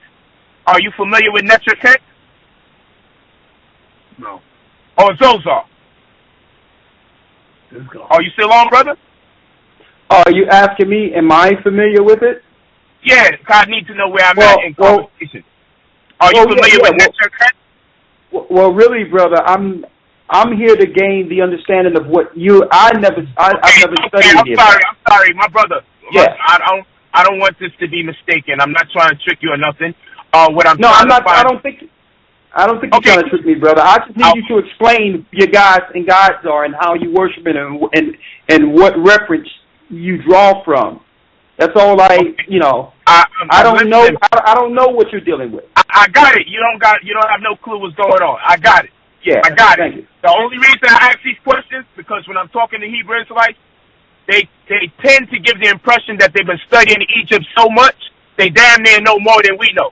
So because of this, I didn't want to have a preconceived notion that you know absolutely nothing about that which you question and condemn. So I wanted to know what is it that we could understand amongst each other so I would know if I'd be digressing or not. So that's what I was trying to figure out. In law, it's something called the doctrine of equal footing. You see what I'm saying? And in Kemet, we call it ma'at, or balance. You see what I'm saying? So I just wanted to know what you knew as far as us exchanging information so I could be on safe ground, so I could know if I'm either saying something over the head or if I got to slow it down because you may not be as astute in Kemetic philosophy. So that's all. But don't worry about it. I'll come back at it from a different perspective. And I'm going to presume you have no clue what's going on in Kemet and that you are not a person that's against Kemet, nor do you condemn Kemet. Because in order to condemn Kemet, you would have to have enough knowledge about it. So I'm going to presume you have no knowledge about Kemet. And I'm going to take this from the ground floor. That's what I'm going to do. I'm going to take it from the ground floor. All right? Is this safe? Okay, thank you. All right, cool. So this is what I want to do. I'm going to take it from the ground floor. I'm going to tell you first and foremost is my personal conviction to worship the black woman because we revere our mothers in Kemetic culture. This is seen throughout the course of Kemet. I'll give you one example, and if you need more, I'll give you several examples. In one example, you find Horus, and his wife is Heru, which some call Hazor, and his mother would be who you call Arset, okay, and her counterpart would be called Usir, and his very name implies that he created Arset. That's a whole nother situation. When you deal with Arset, what does Arset name mean? This is a rhetorical question because I'm presuming you know absolutely nothing about Kemet. Therefore, you can never condemn Kemet. This is what I got in my mind here. So Arset would mean throne. So we identify the female, this particular female, one of the most prominent females in Kemet, as the throne. The man doesn't have a throne. You see what I'm saying? The woman is the throne. This is not even the point, but I think it's a point of significance to identify the female as throne. We also find that where's wisdom come from? Wisdom in Kemet is personified through who? Female. Okay? Wisdom in Kemet is personified through the female nature as well. But we're still not going to go that far either. Because we seek wisdom, and if we seek in wisdom, we're going to have to seek our mothers again. But and I hope it is not taken out of context. I'm saying things out there so you can question me about something, so then I can really drop something. So now I'm going to go back to Aset, who is the mother of Horus, who Horus has a female counterpart called Heru, who the Greeks may call Hathor. Now, Hathor or Heru is another manifestation of Horus' mother, Aset. She embodies several that Aset embodies. We learn in Kemetic culture that if a man was to pick a woman, we learn through this principle that we should idealistically look for a woman that shares the same attributes as our mother. You understand what I'm saying?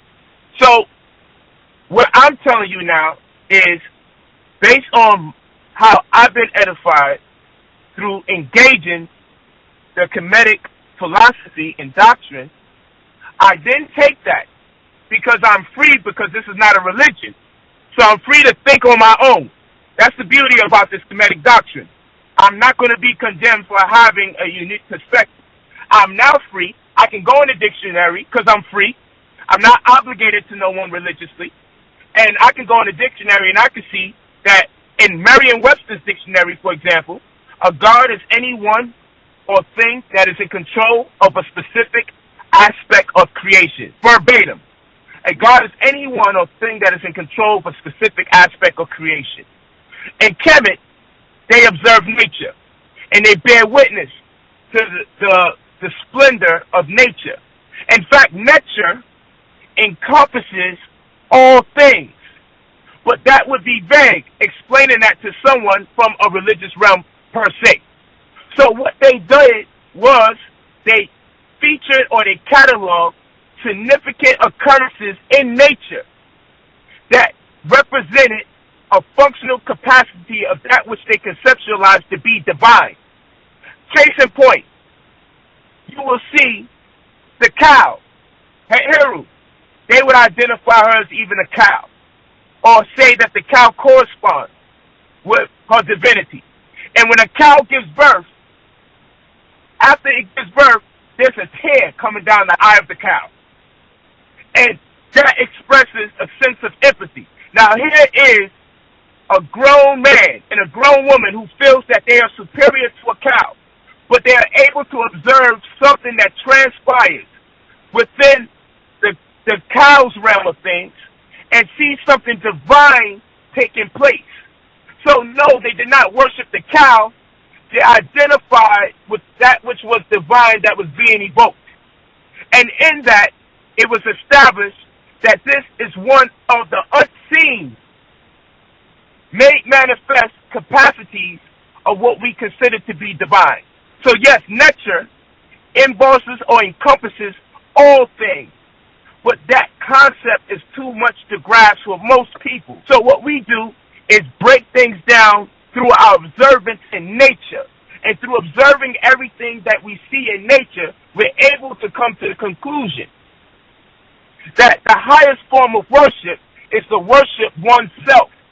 But the only way I may know about myself is to study things outside me and appreciate that which exists outside of me in order to relate to myself. This is in essence what many people have misconstrued when they started creating deviations of the Kemetic or Nile Valley civilization paradigm. So I worship self.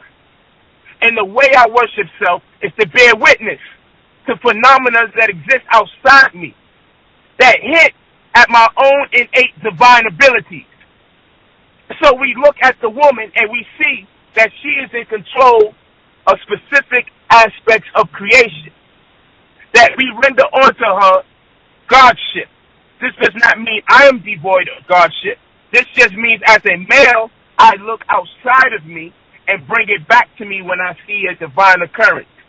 So in my perspective, what you'll understand as a Nisut, the Nisut all had the the chief deities or deities that they had higher inclinations towards because they wanted to manifest certain attributes. So that's why you see when you have different rulers in Kemet, they all did have the highest inclination towards the same deities because nobody is equal in potential on this planet Earth. Hold on. Everybody has potential, but no one is equal. I'm going to do it real quick, brother. Everyone is high in potential, but not equal at the same exact time. So I just want to call. I'll stop. My brother got to do something. I'm good. I'm good. I can't be talking with this, man. It's fucking crazy, man. You good, man? I'm good. I hope the point got made. No, I was going to say keep talking. I just wanted to use this to make a call. You can't be doing all that shit when I'm talking. Oh, my bad. Yeah, brother. You know what I'm saying? Family, y'all there? Yes, brother. We're here. We just hearing you. Yeah, we just hearing your the information you have on who your God is and how do you go about what's your source of following this particular God. But we listening. My source for following this God is all throughout all the stones and all the statues that you see.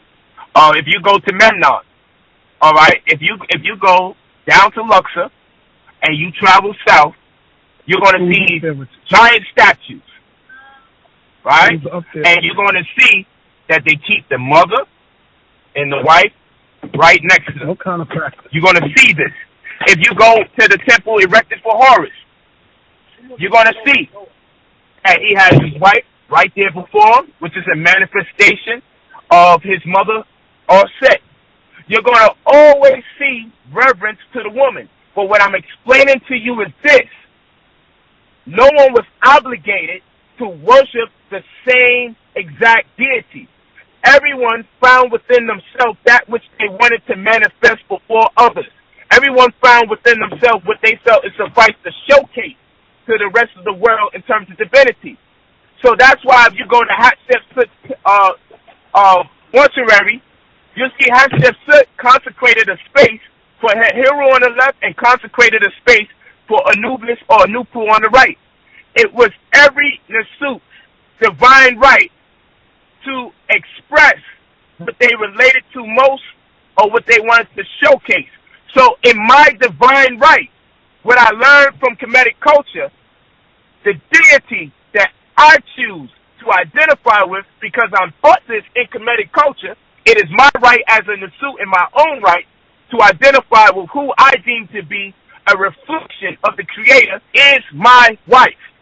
My wife reflects the greatest things that I've ever seen in nature, principles that I want engendered around my psychology. My wife has done so much good for me in my world that it suffices to say that I must revere her. I must honor her. I learned this conception from Kemet through my interpolation of the culture from what I've been reading and seeing be done. I worship my wife, and in doing so, I do justice to myself,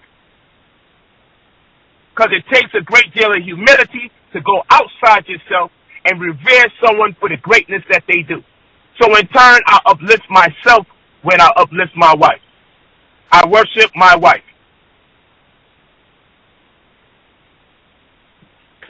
She is my God. Okay.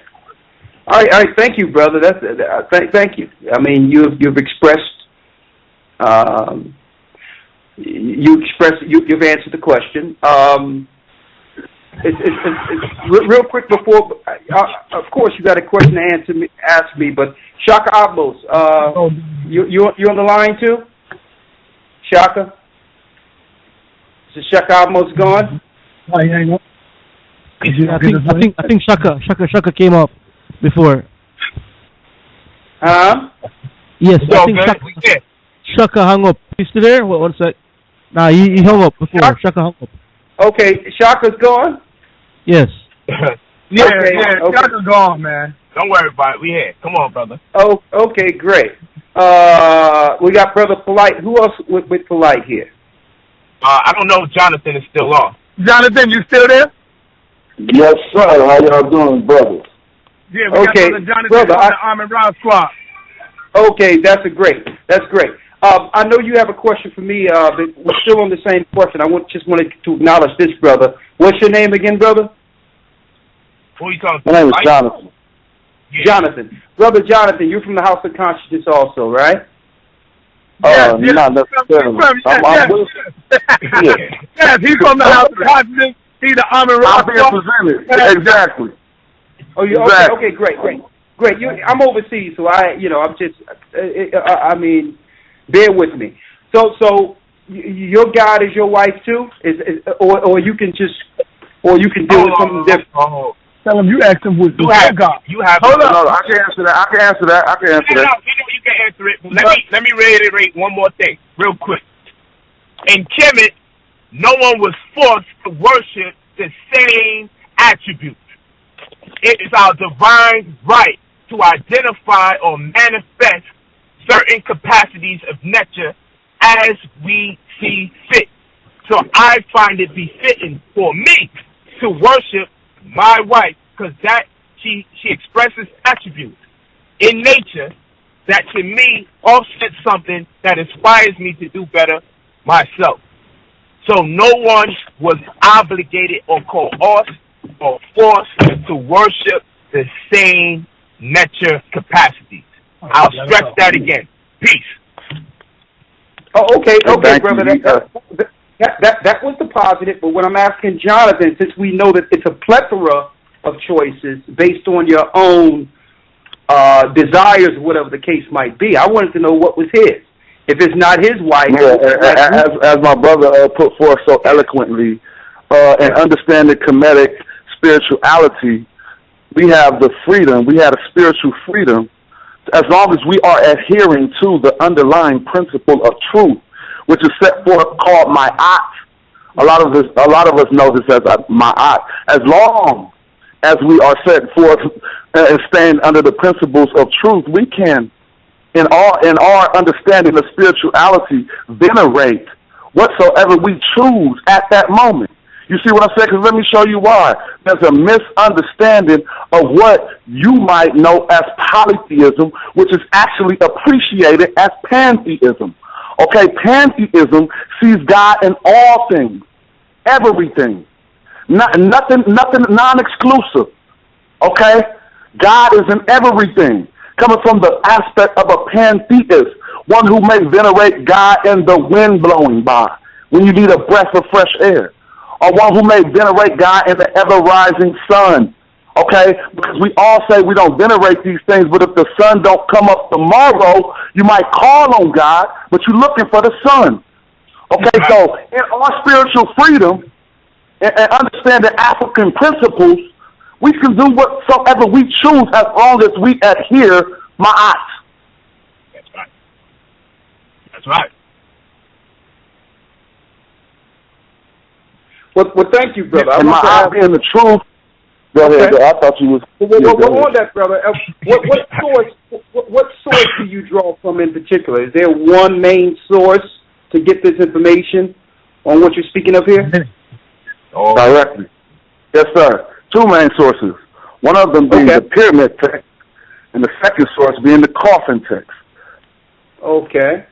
So the pyramid and the coffin text actually guides you into the spirit of what you should worship, how you should worship. That's what not necessarily, not as the way you would define worship or veneration. You see, because some of the things that we can't get away from is how theology is the umbrella over your whole spectrum of thought. You see what I'm saying? You can't even, I mean, not you in specific, but one could not even fathom what I'm saying, as in, I don't need to necessarily look for an exact. See, the Bible, and it's not an attack on the Bible, but certain things were manifested for certain people who needed them. If taboo is established in the culture already, we don't got to go around telling everybody what not to do. Now, there are rules and principles out there, guidance, yes, and I told you directly from the pyramid text where I get these principles and where we learn certain things about Kemet, basically, and Kemetic spirituality. Okay. Well, brother, just on that, because that sets up the second part of this question, which really is this part of it. Let me ask you, because we know that Horus and Isis are key prominent deities within the African religion going back to ancient Egypt. Let me ask you a question.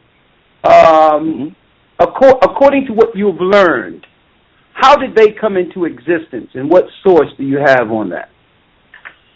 Okay, I'll take you directly to primary sources most every time I speak.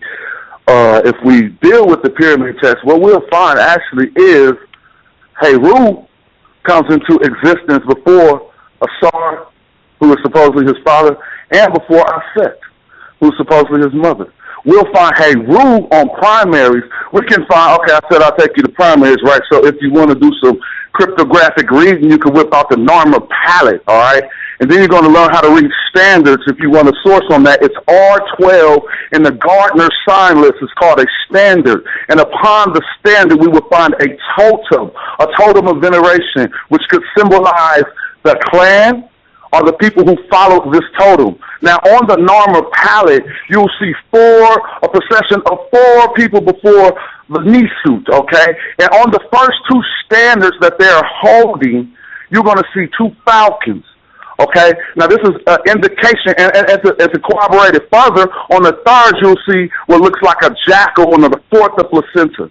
This is a manifestation of the Shemsu Heru, the followers of Horus, in pre-dynastic times, before we can find Aset, or before we can find Asar. Now, if you really want a source, you're going to go to the pyramid text, and I think it's going to be the 4th dynasty tomb of Nisura.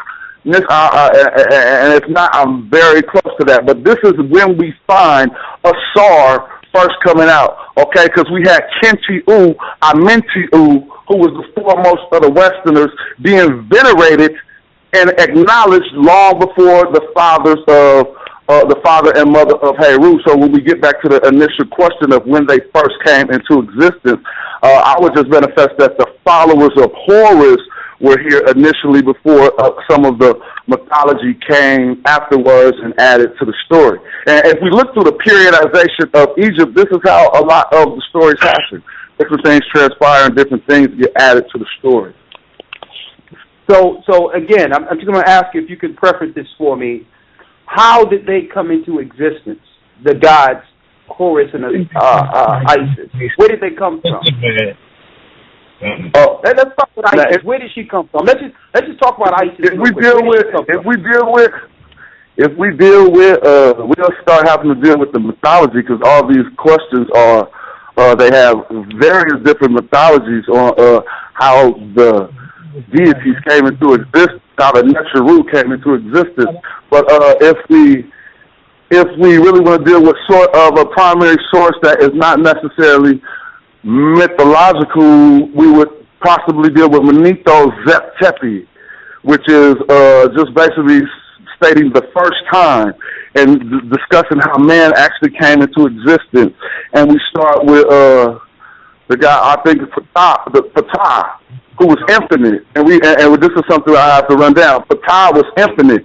And if we take this into sort of a genealogy of man, it's just saying like the first man had been here forever. You see what I'm saying? After Ptah, Manetho said it was Atum Ra. Okay, in the beginning, because you want to know where they came from, after Ptah was supposedly Atum Ra. And after Atum Ra, we get into the lineage of Kemet till we get down to Aset and Heru. And then they actually, after Heru, I think we bring forth the first king. So this is actually coming from a king's list. If you want to look into it, it's called the Zep Tepi, but it goes back into the original origin of our people. You see what I'm saying? And like Manetho said, the first man was here forever. When we get down to the time of Isis, and now if you want to keep it real, you know the same way certain people refer to like Adam and be like, oh no, Adam in the Bible, and be like, no, Adam wasn't just one man, Adam was a people. Well, in sort of the same way, Manetho was describing these first demigods, sort of like as and I say demigod to use a Greek term, but the first Neteru, which he was like basically describing them in the same fashion. So I don't want to run on, and I don't want to keep on, but what we find is the story of the Zep Tepi, they all came from Ptah, and ISIS and Asar has supposedly ruled 400 years. It's just a story that could be perceived mythological, but I said again, we start to get into mythology when we ask for solid questions of the sort, like, where did Heru come from? I wouldn't pose like, you know what I'm saying, there's no archaeological attestation to that. Okay, all right. And Elder Rawchaa, this is Brother Gabba from New York. Just for those that are listening, we got 51 minutes before the overtime. If you want to, we're pretty much booked. So those that are listening, we got 51 minutes before overtime before you get caught up. If you're listening online, so I just want to just drop that. And also, Brother Sarnetta, I know you're listening. Can you just tell the people, because I've been getting a lot of emails and questions in regards of ordering the debate online.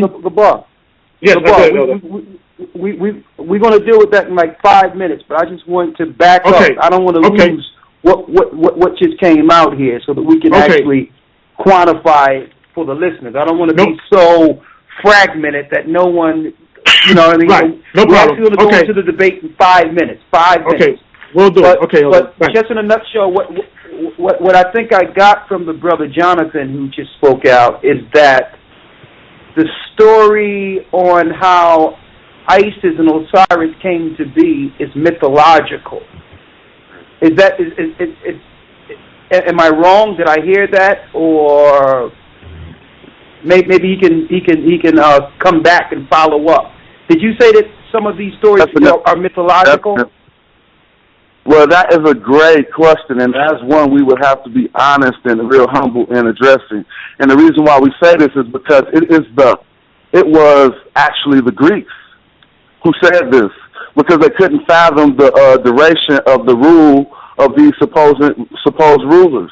And I got the sources on that too. For instance, the term demigod was actually made to address these gods first. As we know, all of the Greek gods came from Egypt, as Herodotus told us.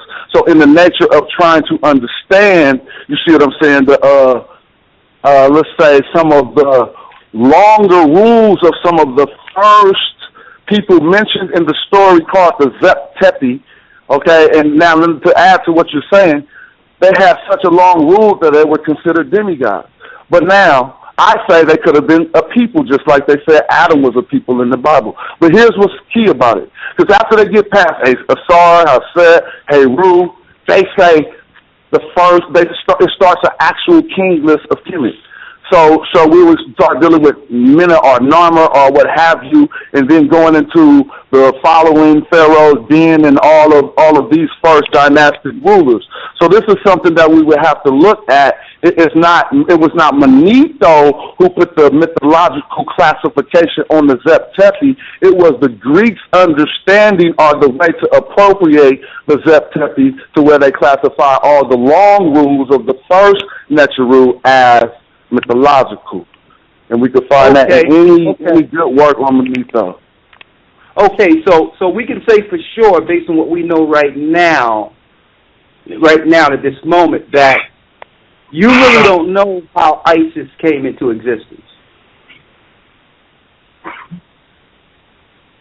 So I would not say that. I would not look past what Manetho told us.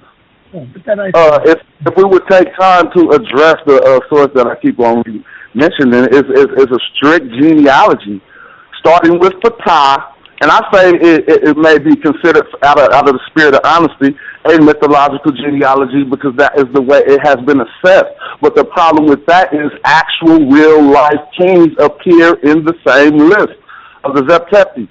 Okay, so that's what we would have to deal with. So, where does it become mythological? Do you say they came from where he...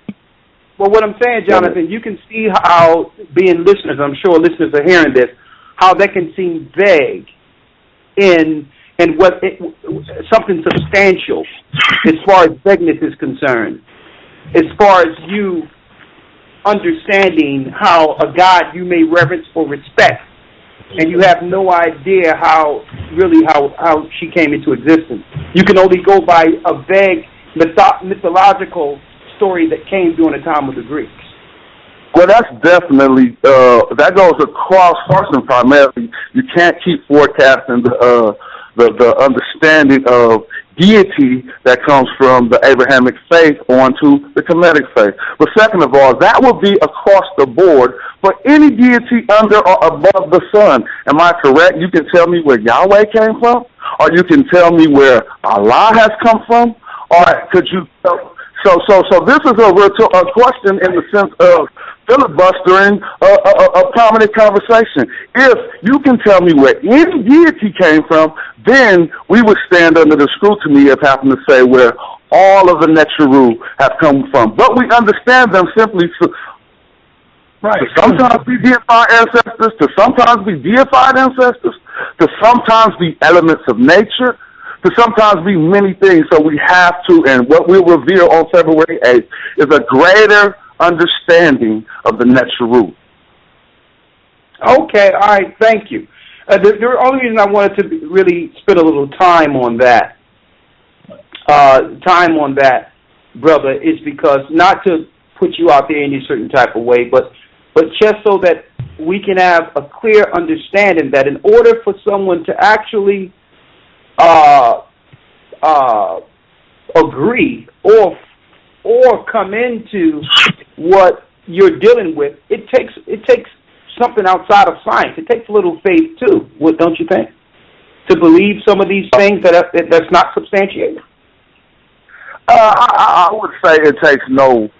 I mean, I'm not saying in the nature to disagree with you, but faith is simply strength or in what we don't know and hoping that is true. Basically, it's our strength and hope. You see what I'm saying? So who doesn't want strength and hope? You see what I'm saying? But I don't think that it's required to understand some of the things that were left for us to know that are simply there, written in stone, that always is not a mystery. Sometimes we could just take the time and be diligent and get to the bottom of things. So some of these things ain't a mystery now, like I said. So you can ask a question that does not go across the board for the phenomenon of deity, and then we'll be getting somewhere. But if that question could be asked unilaterally across the board, and then it seems like we just kind of like need to move on. Okay, all right. Well, thank you, brother. I mean, it's a good conversation, and I'm glad we were able to at least have this dialogue. And it's really a great place. This debate that's coming. I mean, based on what I'm hearing tonight, all praise be to our Creator. Gabar should really do good in this. He should. You heard it? Hey, you see? And judging by that statement, Shaka was absolutely right. And real quick, if we can preference to get ready for this debate, a matter of fact, we probably have someone from every side of the spectrum that's probably going to ask the brothers questions once we're done. But that's our 5 minutes is done, Gabar. If y'all want to go into the discussion. Yes. And thank you, Elder. My apologies for. I like to thank the brothers. I mean, they were open with their questions. They answered them the best they could. I mean, it's wonderful. All right. Thank you. Thank you. Okay. So, Brother Sarnetta, go ahead. Basically, if people want to see the debate online, where they need to go, and all that good stuff. Break it down for them. Okay. Now, see, before I do that, first I want to say, unlike some of my Hebrew Israelite brothers, that the Kemetic brothers that deal with the Kemetic science, they are not afraid to answer questions. You see what I'm saying? Whereas you ask the Hebrew Israelite questions, they are afraid to deal with some of them questions. They don't want to touch on it. It's like when Brother Polite was asking the brother about the 12 tribes, he stayed away from that. You see, so I got to give a lot of credit to the brothers that deal with that Kemetic science, because they put it all on the line and they are not afraid They know that they got a debate coming up, and they don't say, oh, you know, I don't want to sit back because they might try to use it in a debate. But you see, the Kemetic people are so, the brothers that study the Kemetic science, they are so firm in what they teach, and they are strong in what they teach that they don't care what they say. They'll say it and let you try to use it against them. Whereas if we was to begin to ask you some questions, we'll see if y'all be scared to answer the questions. But anyway, here's what I want to tell you. If you want to watch this live stream, you can go to townzonetv.com. When you go to townzonetv.com, make sure y'all write this down. When you go to townzonetv.com, put in the search bar Sarnetta TV.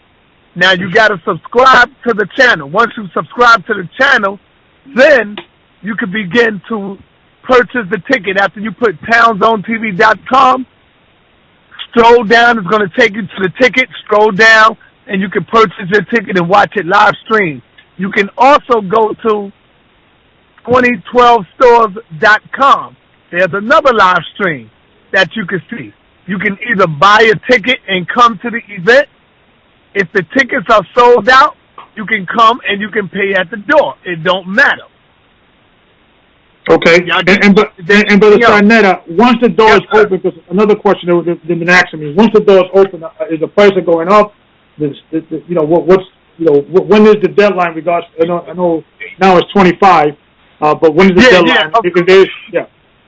Yeah, well, we had tickets on sale, Brother Gabar, you know, for like 2 months in advance. Right. So I still have a few tickets left, but once you pay at the door, of course, it's more at the door. That's why we say get your tickets in advance, but it's more at the door. Right. Okay. Thank you. Now, one more thing. Me being the promoter of the debate, I'm not taking no side. I'm not on the sides of the Hebrews. I'm not on the sides of the Kemetic people, of the brothers, because you know I've been promoting both of them. But I'm just saying, y'all got to be as fair, and I give you credit, Brother Gabar. I'm going to give you props and respect because you've been doing good on this debate. You've been promoting it as well. So I'm going to give you props. And me and my brother Polite got a side bet, a fun bet. It's a fun bet. And I bet it with my brother Gabar. I want the world to know out there that I bet it with Gabar that he going to do good with Shaka Utmost. And I'm going to leave it like that. So I'm rolling with my man Gabar. And on the other side, I'm rolling with the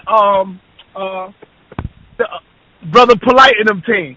So I'm not choosing sides. I'm just taking a friendly bet on the side. Hopefully, I can make a couple of dollars at the end of it. Well, I hope I don't. I hope you don't lose money because of me, but I don't think you are. But go ahead. Oh yeah, I wanted to say real quick that we don't. I'm not ducking questions. I want to put that out there. I wanted to make people understand that. No. Let me explain, and then I'm going to be open to answer the question if Polite is still on the phone. I've noticed that in some of these conversations and in some of these radio stations that what happens is things get lost through conjecture. Where if you try to answer a question with a question, the premise get lost. And we were trying to stay on base with a schedule based on the questions and the time that we had allotted for the show. But in respect of him, like I said, after I preference these questions, I will answer any question he would like. So I'm here, and I'm not ducking anything. I have my books in front of me. I have my Bible here. I have all the information. I mean, now that we're done, I'll answer the brother's question on the 12 tribes if he would like. A matter of fact, that's our family. Why not answer a question on the 12 tribes? So I'll answer the question for the brother if he would like to ask it. And I'll answer it in a short amount of time. It won't take too long. It'll be quick. Oh, the time has expired for the question because it was relevant to our conversation. It was rhetorical. Oh, okay. You want to move forward, so I just have to accept it and leave it alone since you want to move forward. Okay. All right. Well, thank you, brother. And asking us questions. We all right with it. We're not worried about it. Okay, brother. Well, the questions are pretty much done, And right now we got the audience who will be supporting this particular debate worldwide. They may have a few questions, or if you would like to stay on and finish talking with the people, I'm out of the way now. And we can take some calls if you would like. We would love to call, my brother. We would love to. Okay. All right. So we have.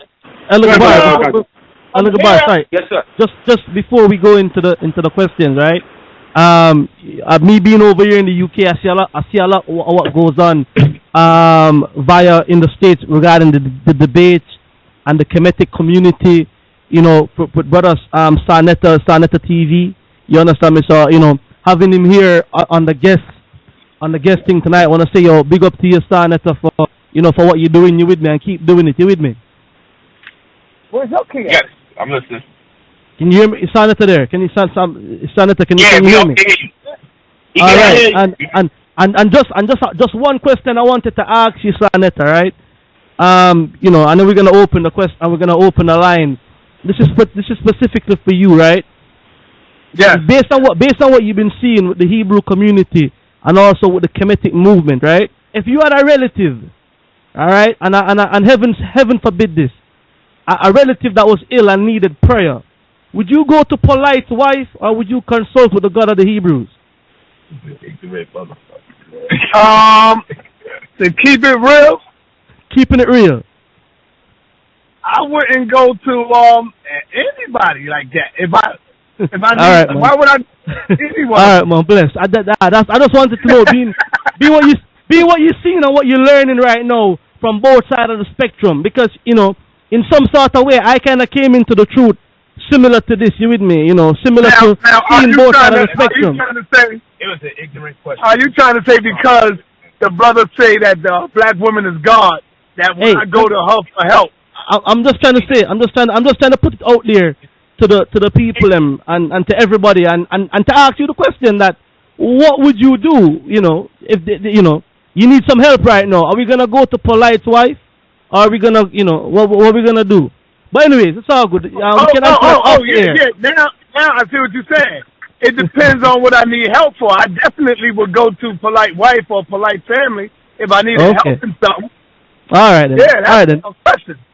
All right, my brother. Bless for that. All right. Let's go to the callers them and get some calls in. Elder Rawchaa, you there? Yeah, I'm here. So let's go. You have it. Go ahead. Okay, we have. Let's see here. We have brother. Actually, no, that's brother Rawchaa. Yeah, we bring in Rawchaa up in a few minutes, but okay, brother Akarak. Hey. Peace. Yeah, shalom, brothers and sisters. Hey, listen, the debate is going to be slamming, and we really appreciate all the guests for coming on tonight. And ultimately, it comes down to one thing. Like, I dig where God was going, and I also see where polite thing is. They dealing with, from what I understand, correct me if I'm wrong, they dealing with a metra, something like that, and it can embody any element that they choose. It's basically, they using the power that they have within them to do whatever. But ultimately, each one of us, we got to make a choice. We got to choose the God or the power that we want to serve. And I just want to give all praise to the Most High. I made my election, and everyone has to make their election. And on that, I'm going to say shalom, have a good debate. Sarnetta, that's slamming what you got going. Keep doing it, get your money, make it live, make it good for the people. But ultimately, I wish we could be doing some other things, but the truth is so important to our people. And unfortunately, it just is what it is. Shalom. Peace, shalom. Shalom. Okay. All right. The robber. Okay, Brother Daniel, you're on the air. You're live. Daniela, what's up, Daniela? Shalom, can y'all hear me? I can hear you live. Where you calling from? It's Donnell, and I'm calling from Missouri. I got a question and a comment. My comment is, I don't even really respond for it, but from what I'm hearing from this Kemetic science, I'm going to use Sarnetta term, this Kemetic science, it almost sounds like Hinduism to me if I was to go into Eastern Asian teachings. And basically it just sounds like an African perspective of Hinduism. And in America, they would almost call it Luciferian or Satanism, to where you can embody anything as a god. You see what I'm saying? Just like the other brother was saying. And my question is, this is my question.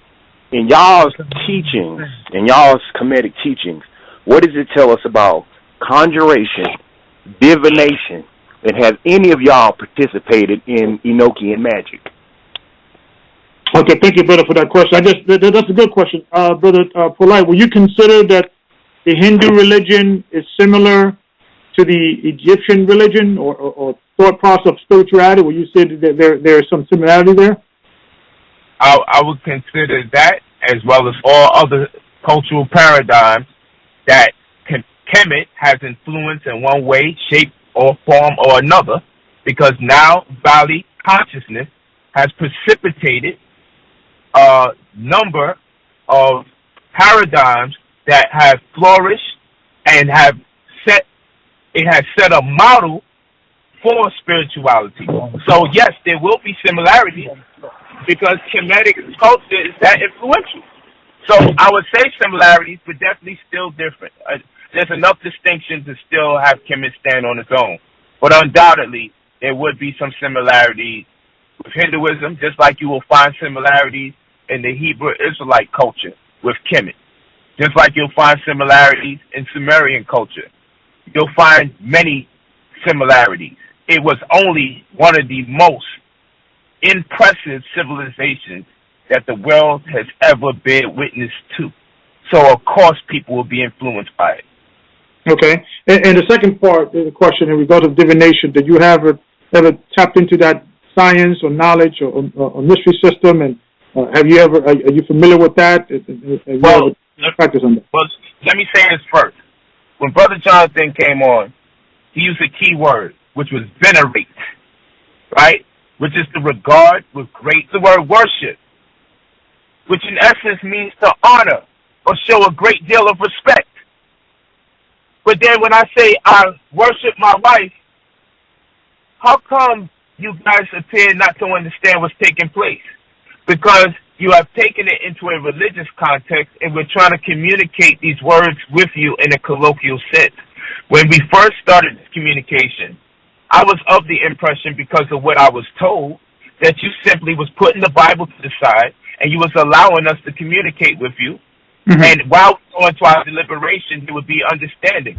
So the best way for us to communicate would be in colloquial terms that would not be misconstrued on account to our religious or theological backgrounds or disposition. So we're using words like worship, not in religious context, but in dictionary definition reference. We're using words like venerate. And when the brother said we can venerate God through the wind that we need or the air that we breathe, or we can venerate God through the sun that we need, we give thanks for the sun. We give thanks for the moon. We give thanks for the stars. We give thanks for everything that exists outside of us, with the understanding that it also exists within us. But unfortunately, since it exists within us, the best way to understand it, to take it or remove it from the realm of speculation, would be to study that which exists outside of us. What part of this sounds demonic? I have no idea what's going on in the religious world. It's almost as though you can't communicate with people outside of that world no more. And this is the problem that people are having with many people who subscribe to religion. Now, we talk about divination. What are we talking about? The practice of seeking knowledge of the future or unknown supernatural means. Okay. So, yes, I've indulged in practicing seeking knowledge of the future. It's called investment.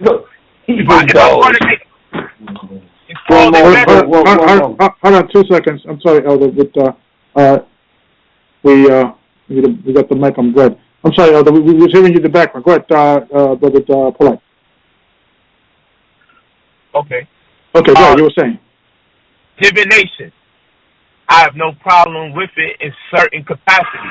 However, we must understand that some people will do very negative and unbecoming things in the name of divination. You have people in the name of being Hebrew Israelites who say they got sex with 9-year-old children. And I don't think it may be fair to put you all in that category, even though they use the Bible and identify themselves as Hebrew Israelites. I don't think that maybe we should coin everybody as having the same crazy-ass practices. So with that in mind, yes, there's nothing wrong with divination. There's different types and how you try to bring it about. One form of divination is in economics when one intends to engage in the concept of expenditures or simple investments. Brother Polite. Sorry, not cutting you, but not going into economic. I mean, you know, I think the listeners here. Can you hear me? No, I wanted to just come back in to say, when it talks about spiritual divination, you said that you have partaked in that, right? Am I hearing you correctly? First of all, the question wasn't about spiritual divination, it was about divination.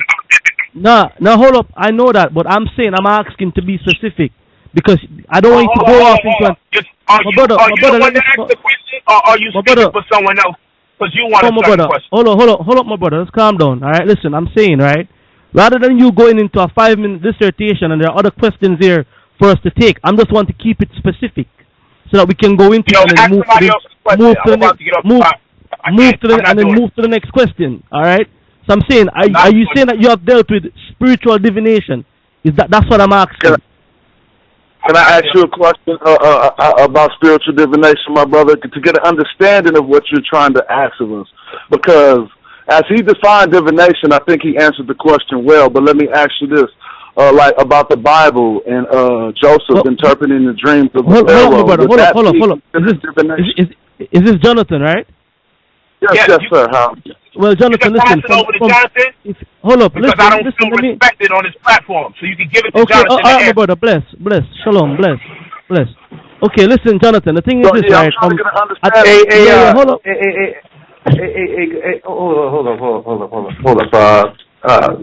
Gotcha, real quick.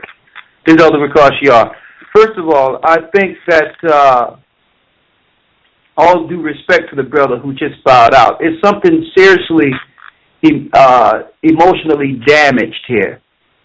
Damaging when I check out let me put this. There's some emotional instability going on here. Okay, and it's not good. It's not good.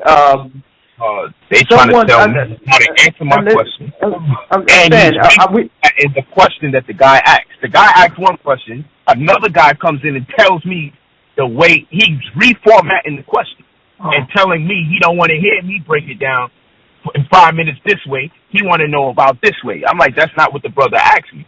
Did the brother give you access to his question and his consciousness?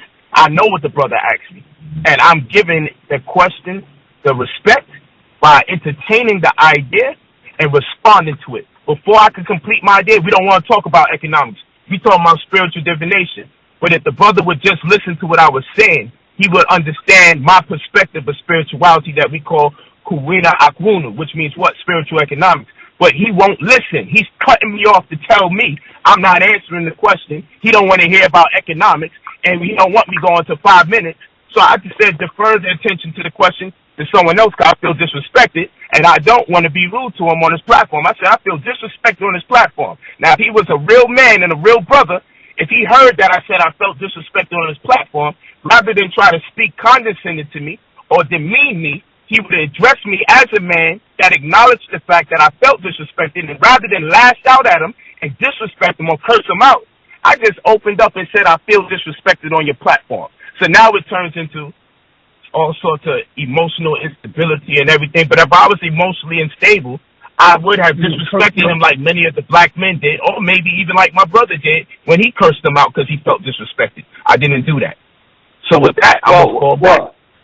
Okay, brother. It's that we should be able to discourse and without all these emotions getting in the way as men. Let me say this. I would like to interject something. Let's stay on track, bro. Let's stay on track. Hold up, brother. Let me interject something because we have listeners here, and I have to make sure I make this clear. we as people do not subscribe to what any Hebrew Israelite believes. Okay, Hebrew Israelite is not a religion, and I'm going to put this out there. I'm saying, well, let me explain. Okay, this is the bloodline, and because it's the bloodline. What's the bloodline? Okay, brother, we don't want to mute your mic, so while I'm speaking, we're going to need you to just be respectful, and then you can say anything you would like. Oh, you can mute it, because you muted it when you cut me off from answering the question. Okay, all right. Somebody mute his mic, please, because they're just being disrespectful here, and I'm not disrespecting them, so mute their mic so I can preference this for the audience. Okay, Hebrew Israelite is not a religion. So I like to make a disclaimer here. Just because somebody out of their mind want to rape somebody and try to justify it, they don't speak for Hebrew Israelites. Just like any Jewish person, you get a Jewish person who, because of their bloodline, they're Cohens or whatever the case is. If you get one Jewish person who's looking to rape and kill somebody and read the scripture to justify it, it has nothing to do with the source he's reading or the source that he's explaining off his behavior. It's his behavior. So let me make this clear when people say Hebrew Israelites. They're not speaking for every Hebrew Israelite, okay? There's no scripture that says that any man can rape someone, underage or otherwise, and be justified. All right? And I'm saying that because when people come in and make these references, and I've seen this brother probably do it before, he's sadly mistaken if he wants to relate us. Obviously, people don't realize that outside of America, even within the world frame itself, even though we're all from the same bloodline of Hebrews, we're not the same. So let me put that out there, okay, because that's a sideways, that's really a sideways, backdoor way of smearing the whole, saying some Israelites say this. Well, no. Find out what we believe in according to the word. We deal with the word verbatim.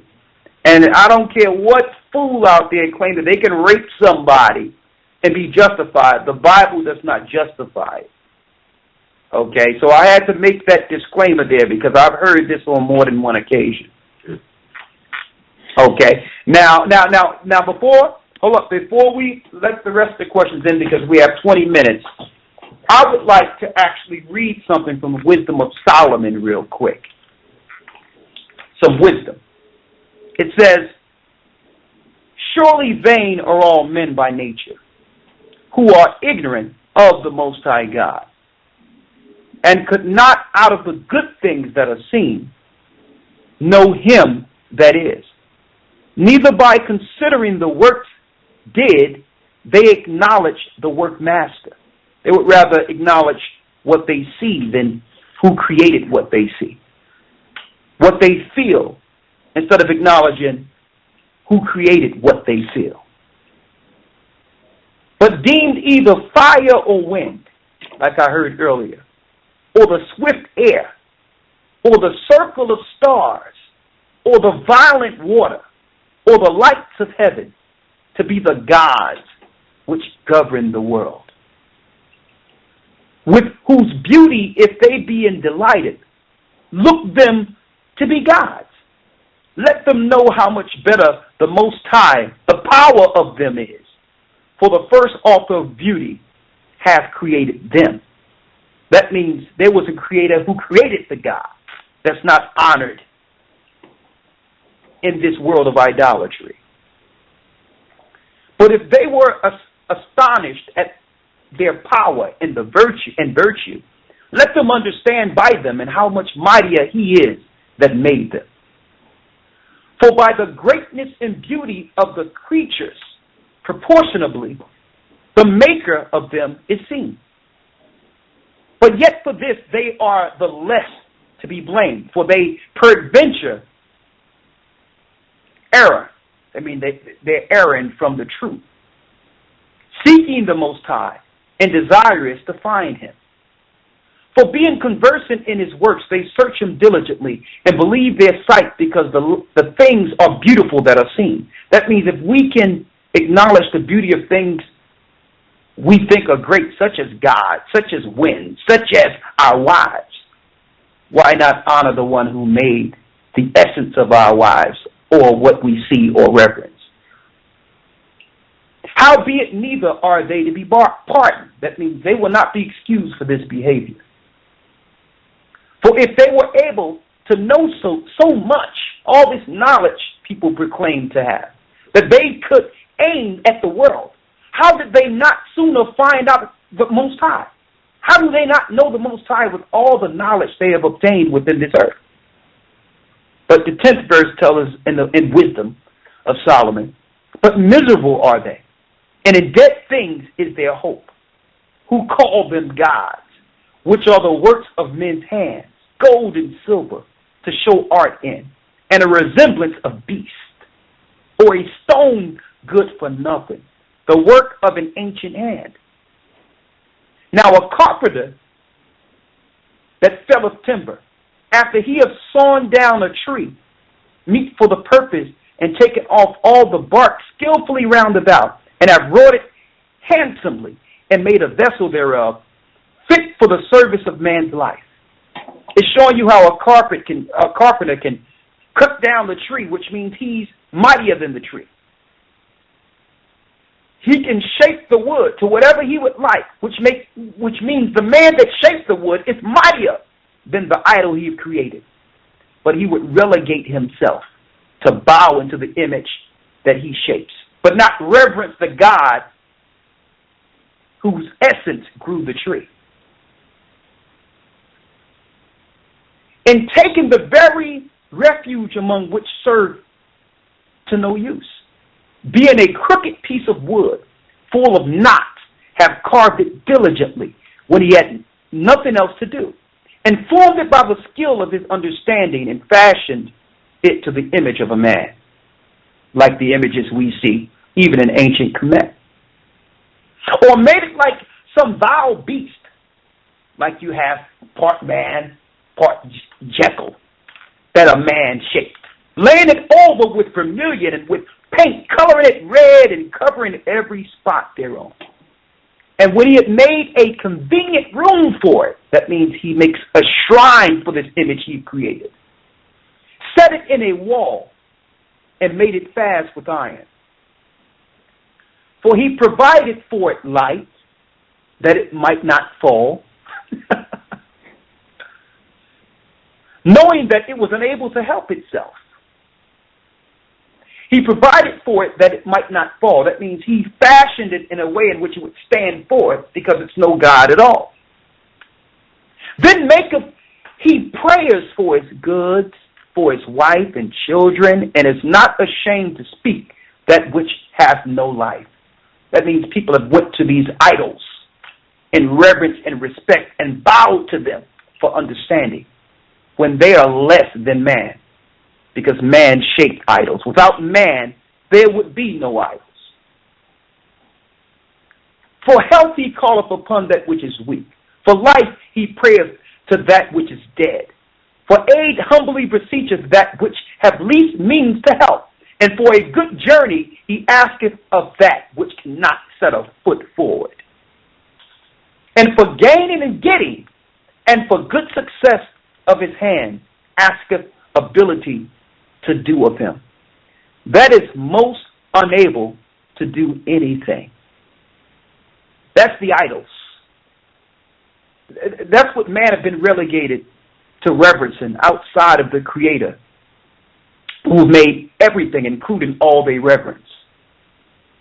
So I just wanted to drive that point home from a wisdom standpoint. Amen. Absolutely. I think brothers Polite and Netta, they bowed down. So we're going to wish them Godspeed and also see them on Sunday. So stay tuned. It's going to. Elders. Elders. I kind of thought that it would go that way, because scriptures to them is like crosses to vampires. But all in all, I wanted to put this out there also, that it's a blessing being able to sit back and allow them to speak because I think they do more damage to themselves than anyone that's looking to show them up or to make them trip over themselves. I mean, I want to put this out there real quick and why we preference these questions for them. How can we come together as a people if first we can't agree on some key principles, some key understandings that can actually join us together as one? And they're very elementary questions, to tell you the truth, that we can answer easily. Okay? First question, we've seen the rise in civilization of Egypt, Greek, Rome, leading to America. Outside of our opinion, what comes next? What source do they have that foretold our plight and what we would go through? We have the answer to that. But yet that wasn't answered by any of them. Who are the other nations outside of black people, and what are their origin? How did they get here, and how did they spread to their respective areas? That wasn't answered. But how can we be the authority to bring the earth together if we don't understand how the earth came to be? We got no answers. So I just said, okay, that's inconclusive. Let's leave that alone. Who are we as a people that came off the slave ships? What is our primal origin? Another answer that was inconclusive.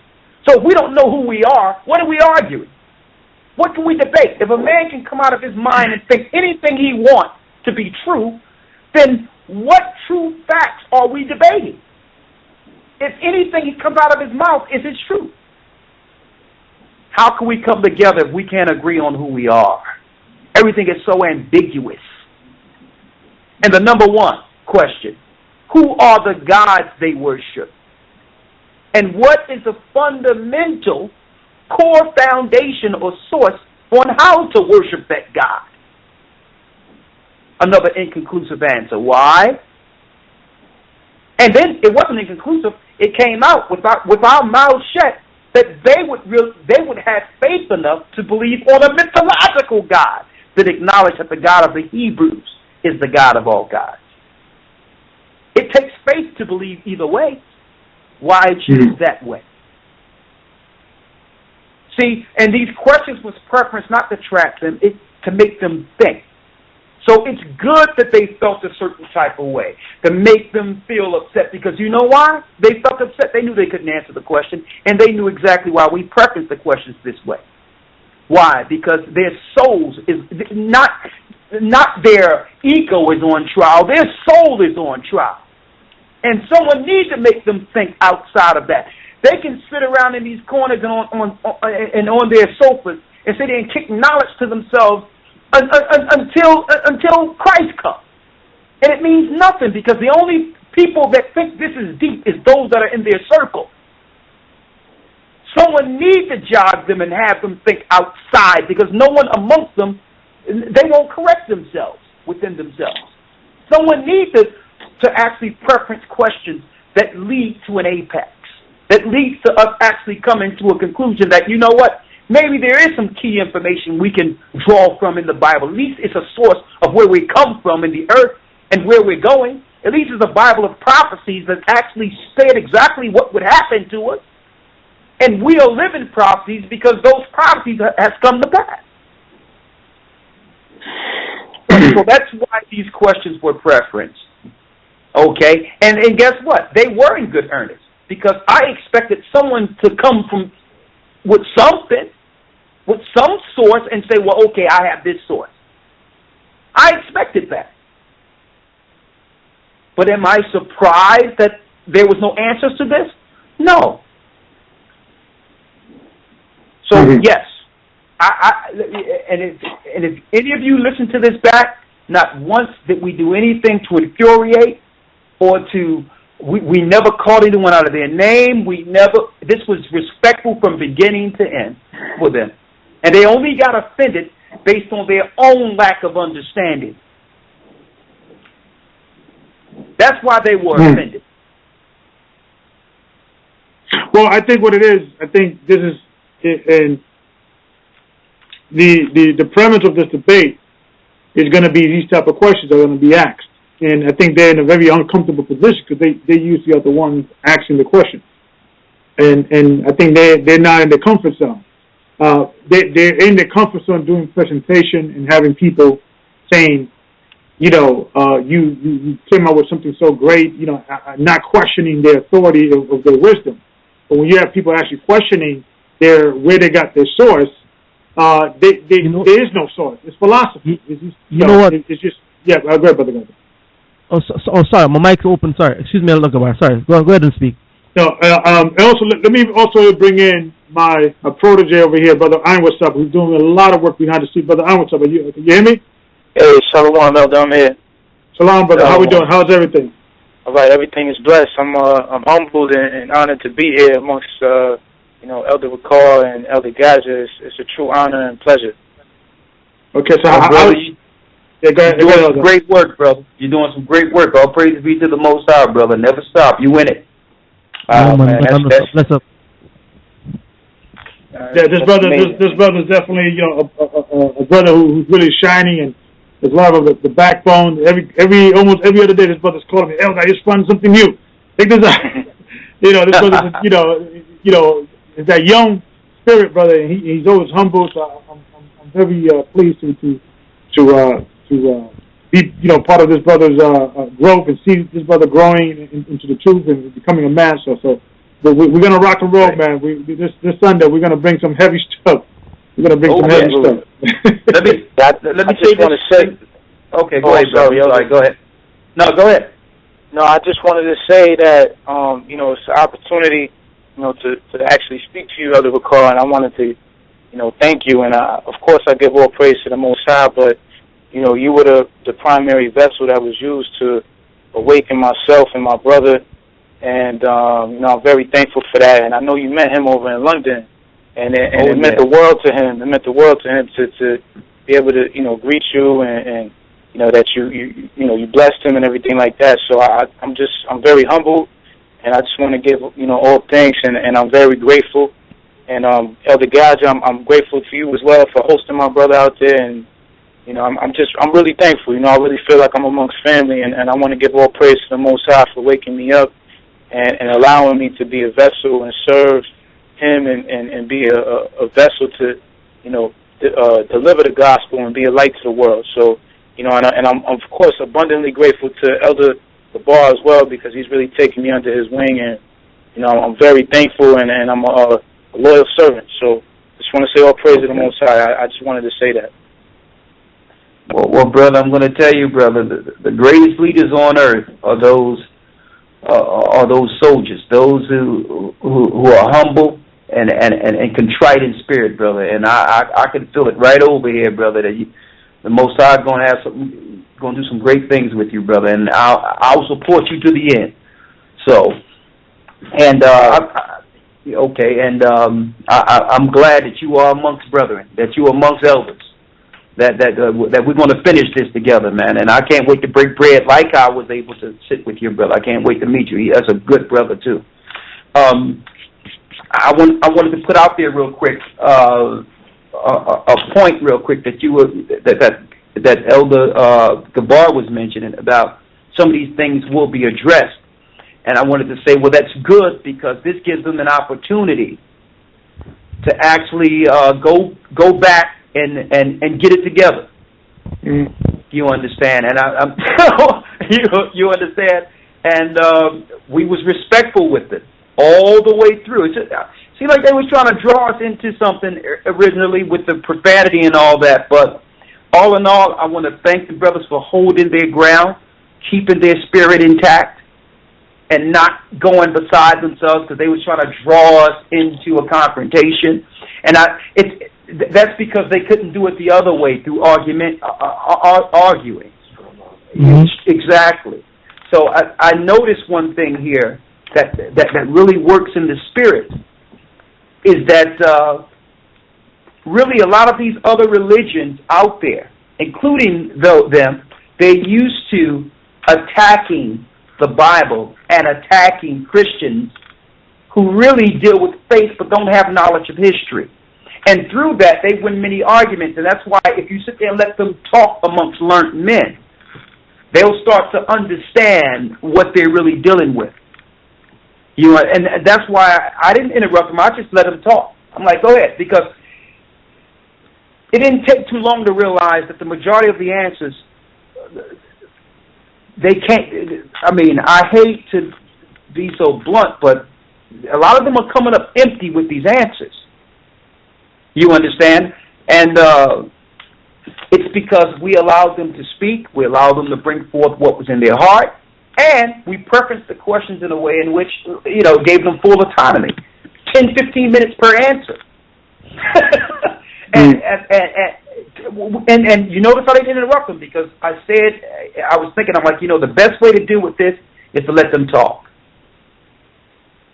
See, but the reason why the majority of our people get thrown off with them, with the diversion, is because they don't know the key points of reference. They can't deposit the key point of reference that everyone should be focusing on. When I say that, if our people knew the right questions to ask and know exactly what the fundamental foundations that we should know are, if they understood this, you can easily pick through them and say, well, okay, I can't deal with this because there's no answers, just a bunch of people talking. And any man that tells me that they can worship anything they feel is relevant for them, that's enough for someone who believes in the Most High to say, okay, right there, that's foolishness. That's straight foolishness right there.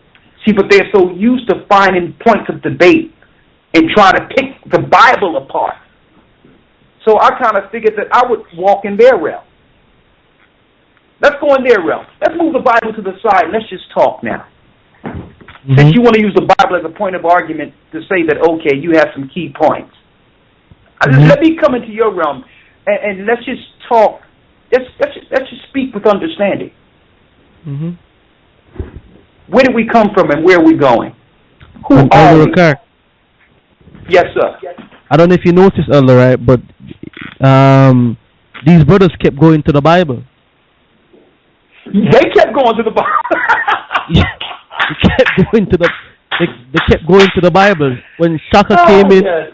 Shaka was going to the Bible. We're like, yo, well, we're putting the Bible out of the conversation right now. Why is it that you're going into the Bible? And this is what was frustrating them so much, is that the comfort zone of what they used to be in tearing the Bible apart and tearing apart people who have faith, right? And I heard it tonight on this show.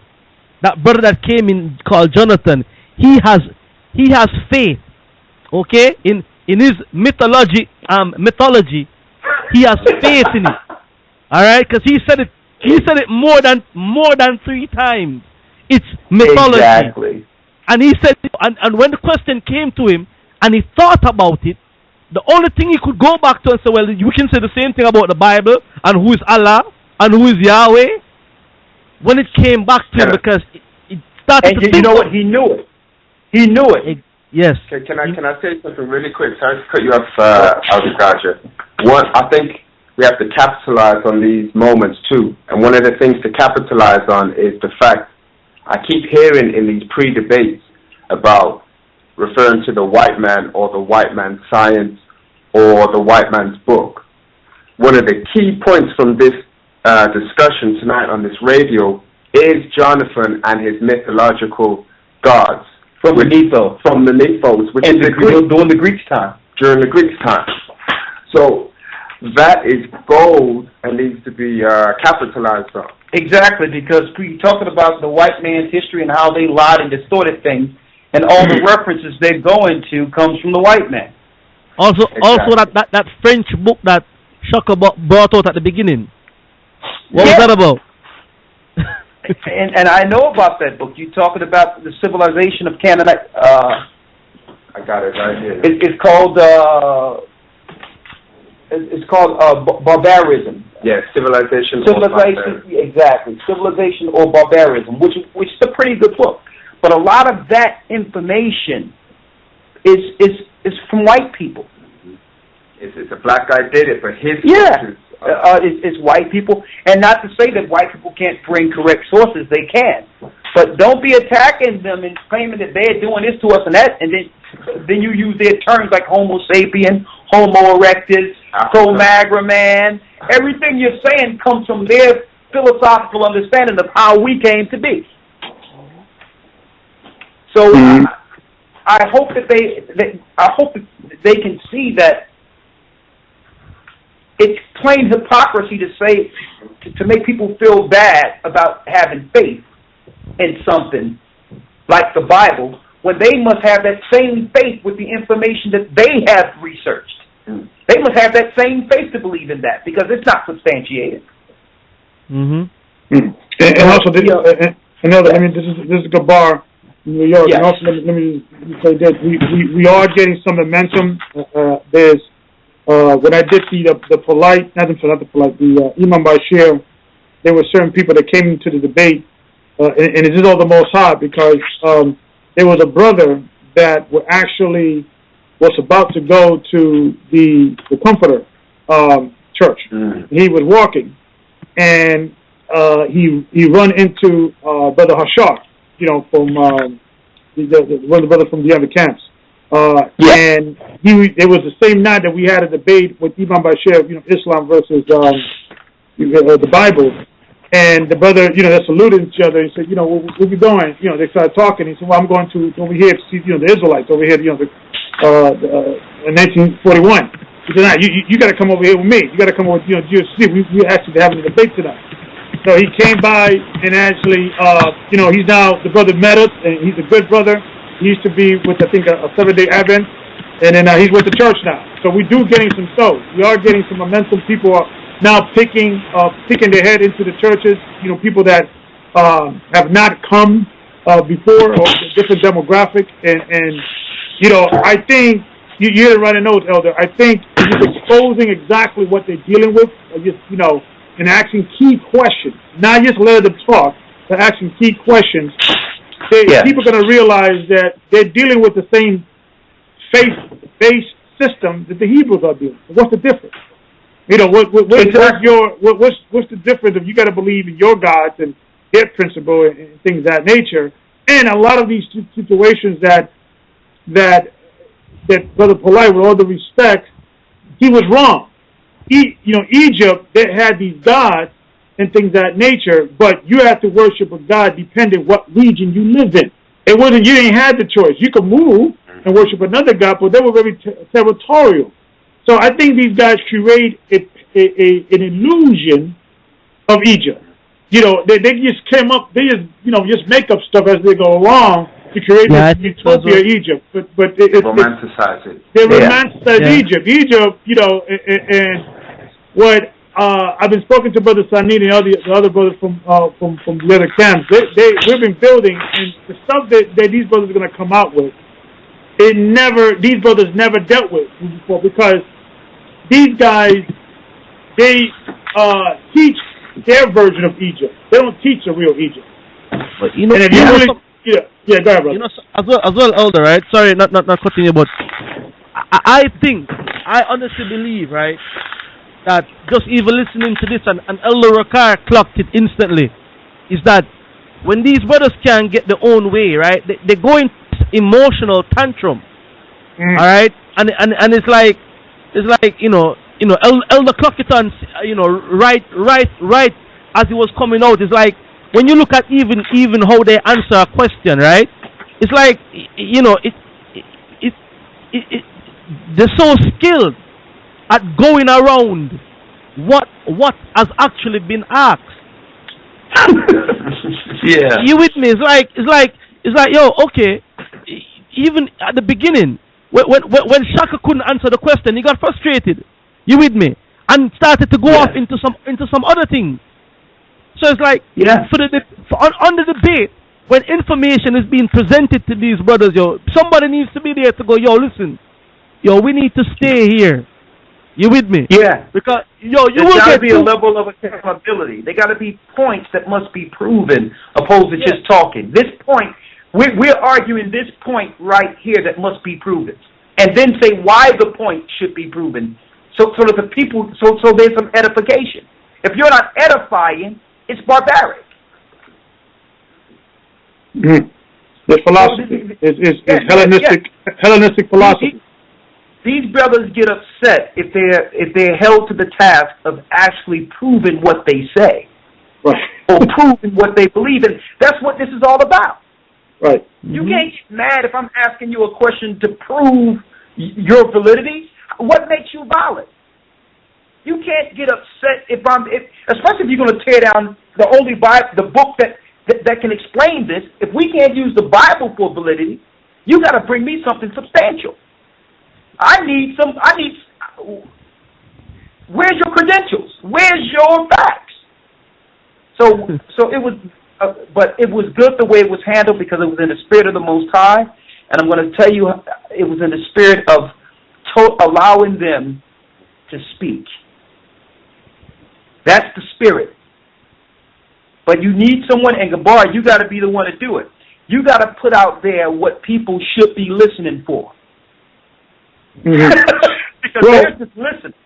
Right. You might not have the opportunity based on how they like to do it, but within your speech, you should say, this is what you all should be looking for. And if you don't get these answers, who can answer these questions here? These are the answers we need answered as a people. Right. Well, I'm coming in. Actually, we are coming up first. Me and Brother Aaron, we're coming up first. And our plight is that we got Shaka's utmost book, Codex, the Game Over, which he made claims that the Bible plagiarized from these Kemetic wars, and we're going to be destroying that book. And that's our job. Then he's going to rebuttal with it. We're going to do closing, and then the other Hebrews are going to be since Kemet's on trial. So basically, he's going to set up like a trial situation. They're going to ask these type of questions, and a lot of it is the morality of Egypt. I think that's one of the things on the table. I think Polite wanted to actually be in the table that was there homosexuality in Egypt, because he's claiming there was not homosexuality in Egypt. So I think they're going to be dealing with that. So they're going to be dealing, I think, with that. I think the king list. I think the king's list, because there's like 3 or 4 different kings lists, and they all don't agree. In particular, with Manito, don't agree with even the nation of tables within that council with the brother for Amaral squad. Although within different times of Egypt, there was different chronology of kings in history, and they don't always agree. So things like that. So I hope they do well. But I think these guys, they're going to go down with the ship. I think it's hopefully it's one man, one woman who may be in the audience, who may be dealing with the Kemetic knowledge, and maybe say, you know what, I've been standing on philosophy. I've been standing on the bottom of this pit. But this is what we're going to need for the plagiarization. We're going to need who did the plagiarizing. Mm-hmm. Well, I had some guys say that because this person said this about the wind, and Job said this in Job, that it was plagiarized. we couldn't say when. If you're going to state claim that someone did something wrong, criminal, then we must first find out who did it and have a date to substantiate that plagiarization. You can't say because something is similar, it was taken from you. Right. There's nothing common to man. Man been doing the same thing over and over again. Right. From the beginning, there's nothing common to man, so they can't use that. You're going to need them to say, okay, who plagiarized it? All right. Exactly. But all right, real quick, because I know we're running out of time, and it's early in the morning here, and I said I was going to only be here 2 hours. Tell you the truth. Is there anything else y'all want to say real quick before we round it up? Yeah, we're done, Elder. Yeah, we pretty much we just getting ready. I actually got to step out. I got to pick up some more material. So we're getting ready. Okay. Yeah, all right. Well, we probably have. I'm sorry. One more thing, Elder. I'm sorry. Just one more thing I forgot to mention. We're also having after the debate, because the debate starts at 2. It's going to be open at 9 p.m. Sunday. After the debate, we're actually going to be having a after party unity party, Israelite unity party, starting at 9:30 at the New Harlem Basin the New Harlem Basin at 2070 Adam Clayton Powell Boulevard. We're going to be handing out information within the base. Those that want to, if you only Hebrew Israelites, we're going to come together. All the camps, we're going to sit down, break bread, and we're just going to build and celebrate. And hopefully we could start getting some common ground. We're getting some common ground, Elder. We've been discussing about the 400 years of Egypt, and we brought out in regards of that. Now all Israelites agreed in regards. I actually spoke to Brother Divine Prospect, also Brother Nasi, that the breakdown in the Septuagint is actually more accurate. So we're getting some leeway. We finally, we're talking, and hopefully we can come up with at least, with a national code of ethics in Hebrew. We may not all agree on the same doctrine, but at least we could present the name Yasha'Allah with some honor and respect that people could respect and reveal. That would be a victory. Well, that'd be good, like an alliance, a Hebrew alliance. That'd be nice. Yeah, just when we need to come together, we'll come together. When we need to go back to what we do, we all respect each other. Absolutely. Okay, that's good. I'll tell you what, we got about 5 more minutes, so we can take calls of somebody, whoever we have for 5 minutes. We'll take the calls and we'll wish you all Godspeed and say we're back. And I thank Rawchaa and I thank Azariah. We're here again, and hopefully we're here for the long haul. Okay. So let's take 3 phone calls and we're done. Let's go into Brother Aran. Brother Aran, you're on the air. 716. Yes. Hi, Lawya from Buffalo, New York. How you doing, Elder? Hey, shalom, brother. How we doing? What's good? How you doing, Elder Rawchaa and Elder Rawchaa? Shalom. I want to set. Well, I had a question for the brother, but we left as soon as the scriptures came out. I just want to say that it's just an honor to be on the phone and actually interact with you, Elder Rawchaa. And blessings for all y'all and from Yasha'Allah. Thank you for the support. Keep listening on. We're back, so keep listening. Okay, Sister Lucy from 717. Sister Lucy, you're on the air. Hello, Sister Lucy, you're on the air. 717. Shalom. Shalom, sister. How are we doing? Comment or question? You're on the air. I actually had a question earlier about the debate on Sunday. I bought the ticket on the Town TV News, but it didn't show me anything. So do I just have to log on there on the debate to see it? Yeah. Are you seeing it live? Or are you going to see it? I mean, are you going to come physically? Or are you going to see it on the television? I was going to see it on the television. Yeah. Once you pay, as Annette told me that it should automatically come on if you prepaid. Okay, so I just log back on that website to see it. Yes. So you log back on that website. You go to Town Zone TV, go to, I believe, Kemet on Trial, or Google that on the search engine, and the box will come up. Okay, I appreciate it. Thank you. Okay, thank you, sister. Okay, Brother Adesire, select me if I mispronounce your name, 913, you're on the air. I'm sorry, 513. You're on the air. Oh, yeah. Oh, that's all I said. Yeah. Hey, shalom, brother. How we doing? Comment or question? You're on the air.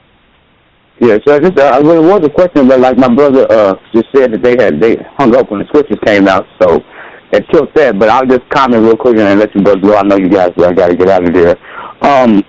Shout out to the brother that just called Brother Rawchaa. He's a part of our gathering in Christ body. You know, I'm from Cincinnati, Ohio, but a lot of us are getting together for Purim, and it's one of the things. How you doing, Elder Rawchaa? This is Nelson. I'm good, brother. I'm good. I just want to say real quick, I wasn't really sure about how I felt about watching the debates because the first time I saw that Brother Shaka was on there, and he had me so frustrated I didn't get no edification at all. I said I'll never watch another one. And then I seen the one that Christ down the cross, the one Elder Rawchaa did. And what I found out is that at the end, just like right here, right now, the truth will always speak for itself, and it will always stand. Because like the brother that called in, and he hit the nail right on the head when he said basically it's modern-day Satanism with an African twist. And these brothers, they just have to, I want to say that they should be really careful to people that call in and listen to this stuff this programming, and don't have no foundation at all, it can be very damaging because it sounds like some children over here just being hard-headed and just don't want to hear no truth. And when they didn't answer, like you said, not one question. All that explanation, I'm at work trying to get it in, go through all that, and they didn't answer not one question you presented, Elder Rawchaa, and they kept trying to spin it as if you was trying to be slick about something or not keeping it real. You was just doing it. I understand what you was doing for the people listening. You have to remember the people listening, because they really don't care when they get to cursing. And they, like you said, get all emotional, and then they feelings about it. When this is serious here, especially for people, like I say, out here listening. That's something to pay attention to. But you guys, I'm happy I found this truth. The Father, all praise to the Father that things are working out. I have a gigantic group of brothers and sisters that's very supportive and that hold me down. And looking at them videos, Elder Rawchaa on YouTube, brought me home to the Father. And I just, once again, I appreciate your courage, brother, for doing it. Because I wouldn't even be right here if I never would have did that. I was in Egyptology too, but when I heard the truth, I knew the truth. And it stood for me. Praise the Most High. Praise the Most High. That's great, brother. Brother, keep up the good work. Thank you, brother. And that's our cue. Elder Rawchaa, any last words? We said we're going to take 3 calls. Let's take 2 more. Let's take 2 more? Okay. Yeah. We have Brother Gerald. Brother Gerald, 931. I'm sorry, 913. Salakia. You're on the air. Hello? Hello, you're on the air. Hello. Yeah, this is Jewel from Kansas. I actually had a question for the brothers, but, they got off and stuff. I just want to praise the Most High for putting the spirit on Elder Rawchaa for his lessons on YouTube. Brought me to the truth a year ago in October, and that's about it. All right, thank you, brother. Thank you, brother. All praise be to the Most High. Thank you. Thank you for supporting. Absolutely. We have Brother Brother Brian, 702. You on the air? Thank you. I just want to say shalom, and everyone just keep up the good work. Thank you. Thank you, brother. Thank you, brother. Thank you. All praise be to the Most High. And I would like to say real quick, I want to thank all the brothers and sisters in support, but chiefly I wish I can salute them all like Paul did in the epistles, but I would like to say salute and a hearty shalom. And I can't thank brothers enough, like Elder Gabar, Elder Del, Ramar, Elder Yarak, Rawchaa, on and on and on, all throughout the earth. I don't have enough time to mention everyone, but just all the elders and deacons that have been holding it down. My brothers, Dante over in Kansas City, Shekum Ya'ala, and the brothers that's holding it down over there, Lamada Hab in Chicago, on and on and on. Just so many brothers and sisters.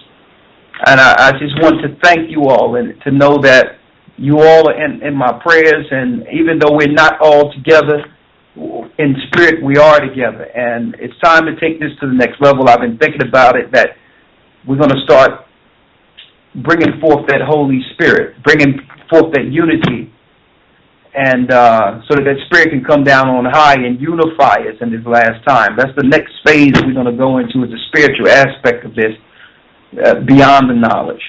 And I just want to thank you all, and I want to say we just need to put out a prayer for my brother Nathaniel Allah, Big Nate, and his family, who lost a son not too long ago, a baby son, and I want to put a prayer out. It was kind of tough dealing with it, but all in all, it's the Most High that brings forth that issue, that calls souls home, and we have to really pray on it and say, you know what, let's do what we can to meet the young man when it's time. The young man was only 6 months, but I said I want to show that I would actually put it out there, that we put out prayers for their family, because it's tough losing a son, and it's part of the family.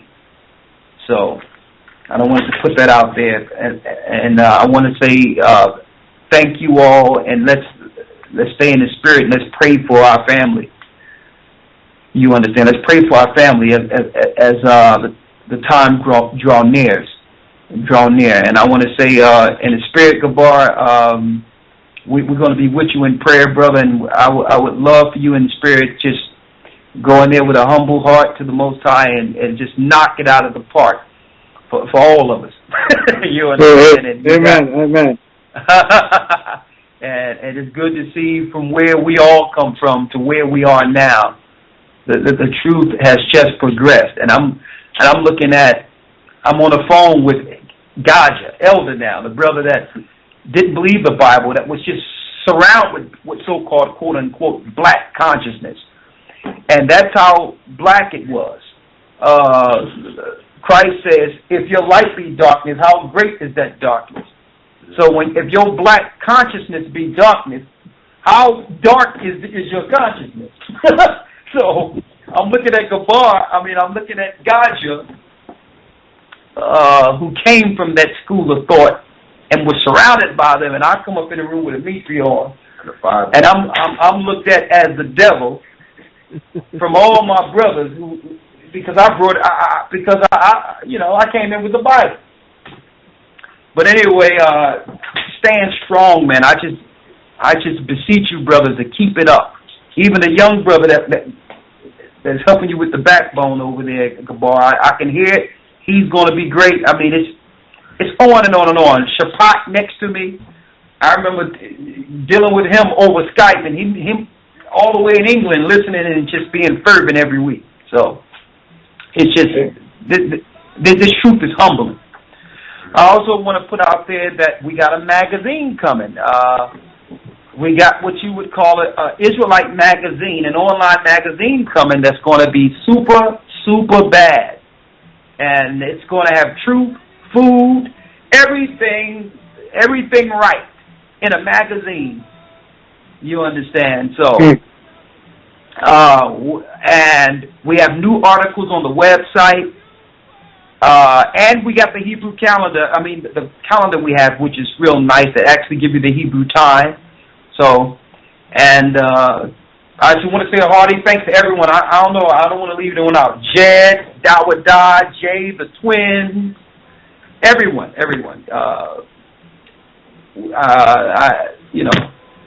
I can't wait for us to all come together. And maybe Josh. Man, I'm so, I'm so happy to be back on the radio, man, and I'm so humbled that this work has spread well beyond us. It's more than I've ever imagined. Mm-hmm. And I just can't wait till we all sitting down breaking bread together. And it's going to be deep. And I think, matter of fact, I know that when we're together, it's probably going to be near that wilderness time. And that's when the Holy Spirit going to come down on us all at once together. And it's going to be super bad. I know it. I can feel it. Mm-hmm. Absolutely. So I want to say thank you all. Thank you all of you. You my brothers. And you sisters out there, you my sisters. Let's tear this satanic kingdom down one brick at a time. And the first brick, let's start with pulling out of his kingdom. The brick of the black consciousness movement. So, with that, I'm going to say shalom. We love you, and Kwam Yasha'Allah. Kwam Yasha'Allah. Good night.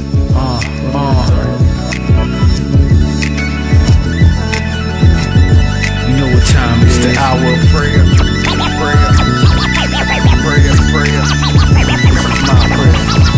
I pray that I stay on the straight and narrow, and someday my people wake up and pray for Pharaoh. Right now we in a state of peril, but I'm praying for rest up in the wilderness and change to a greater peril. I pray for light in the hour of darkness, praying for the day Satan's power is off us, and we increase like sawdust when the carpenter got his shop and the tree is sawed up. Pray when I walk through the valley of the shadow of death, you help me win every battle that's left. For if I go to the right or move slow to the fight, you remind me what the life of a soldier is like. I pray for my kinfolk and my friends for an awakening. It's been kinda lonely since I've been woke. A different stroke for different folks. I just pray your words stay in my heart, cause that's what's giving hope. This is a prayer to the Most High. For higher, talk to the Father when I fall on my knees. Pray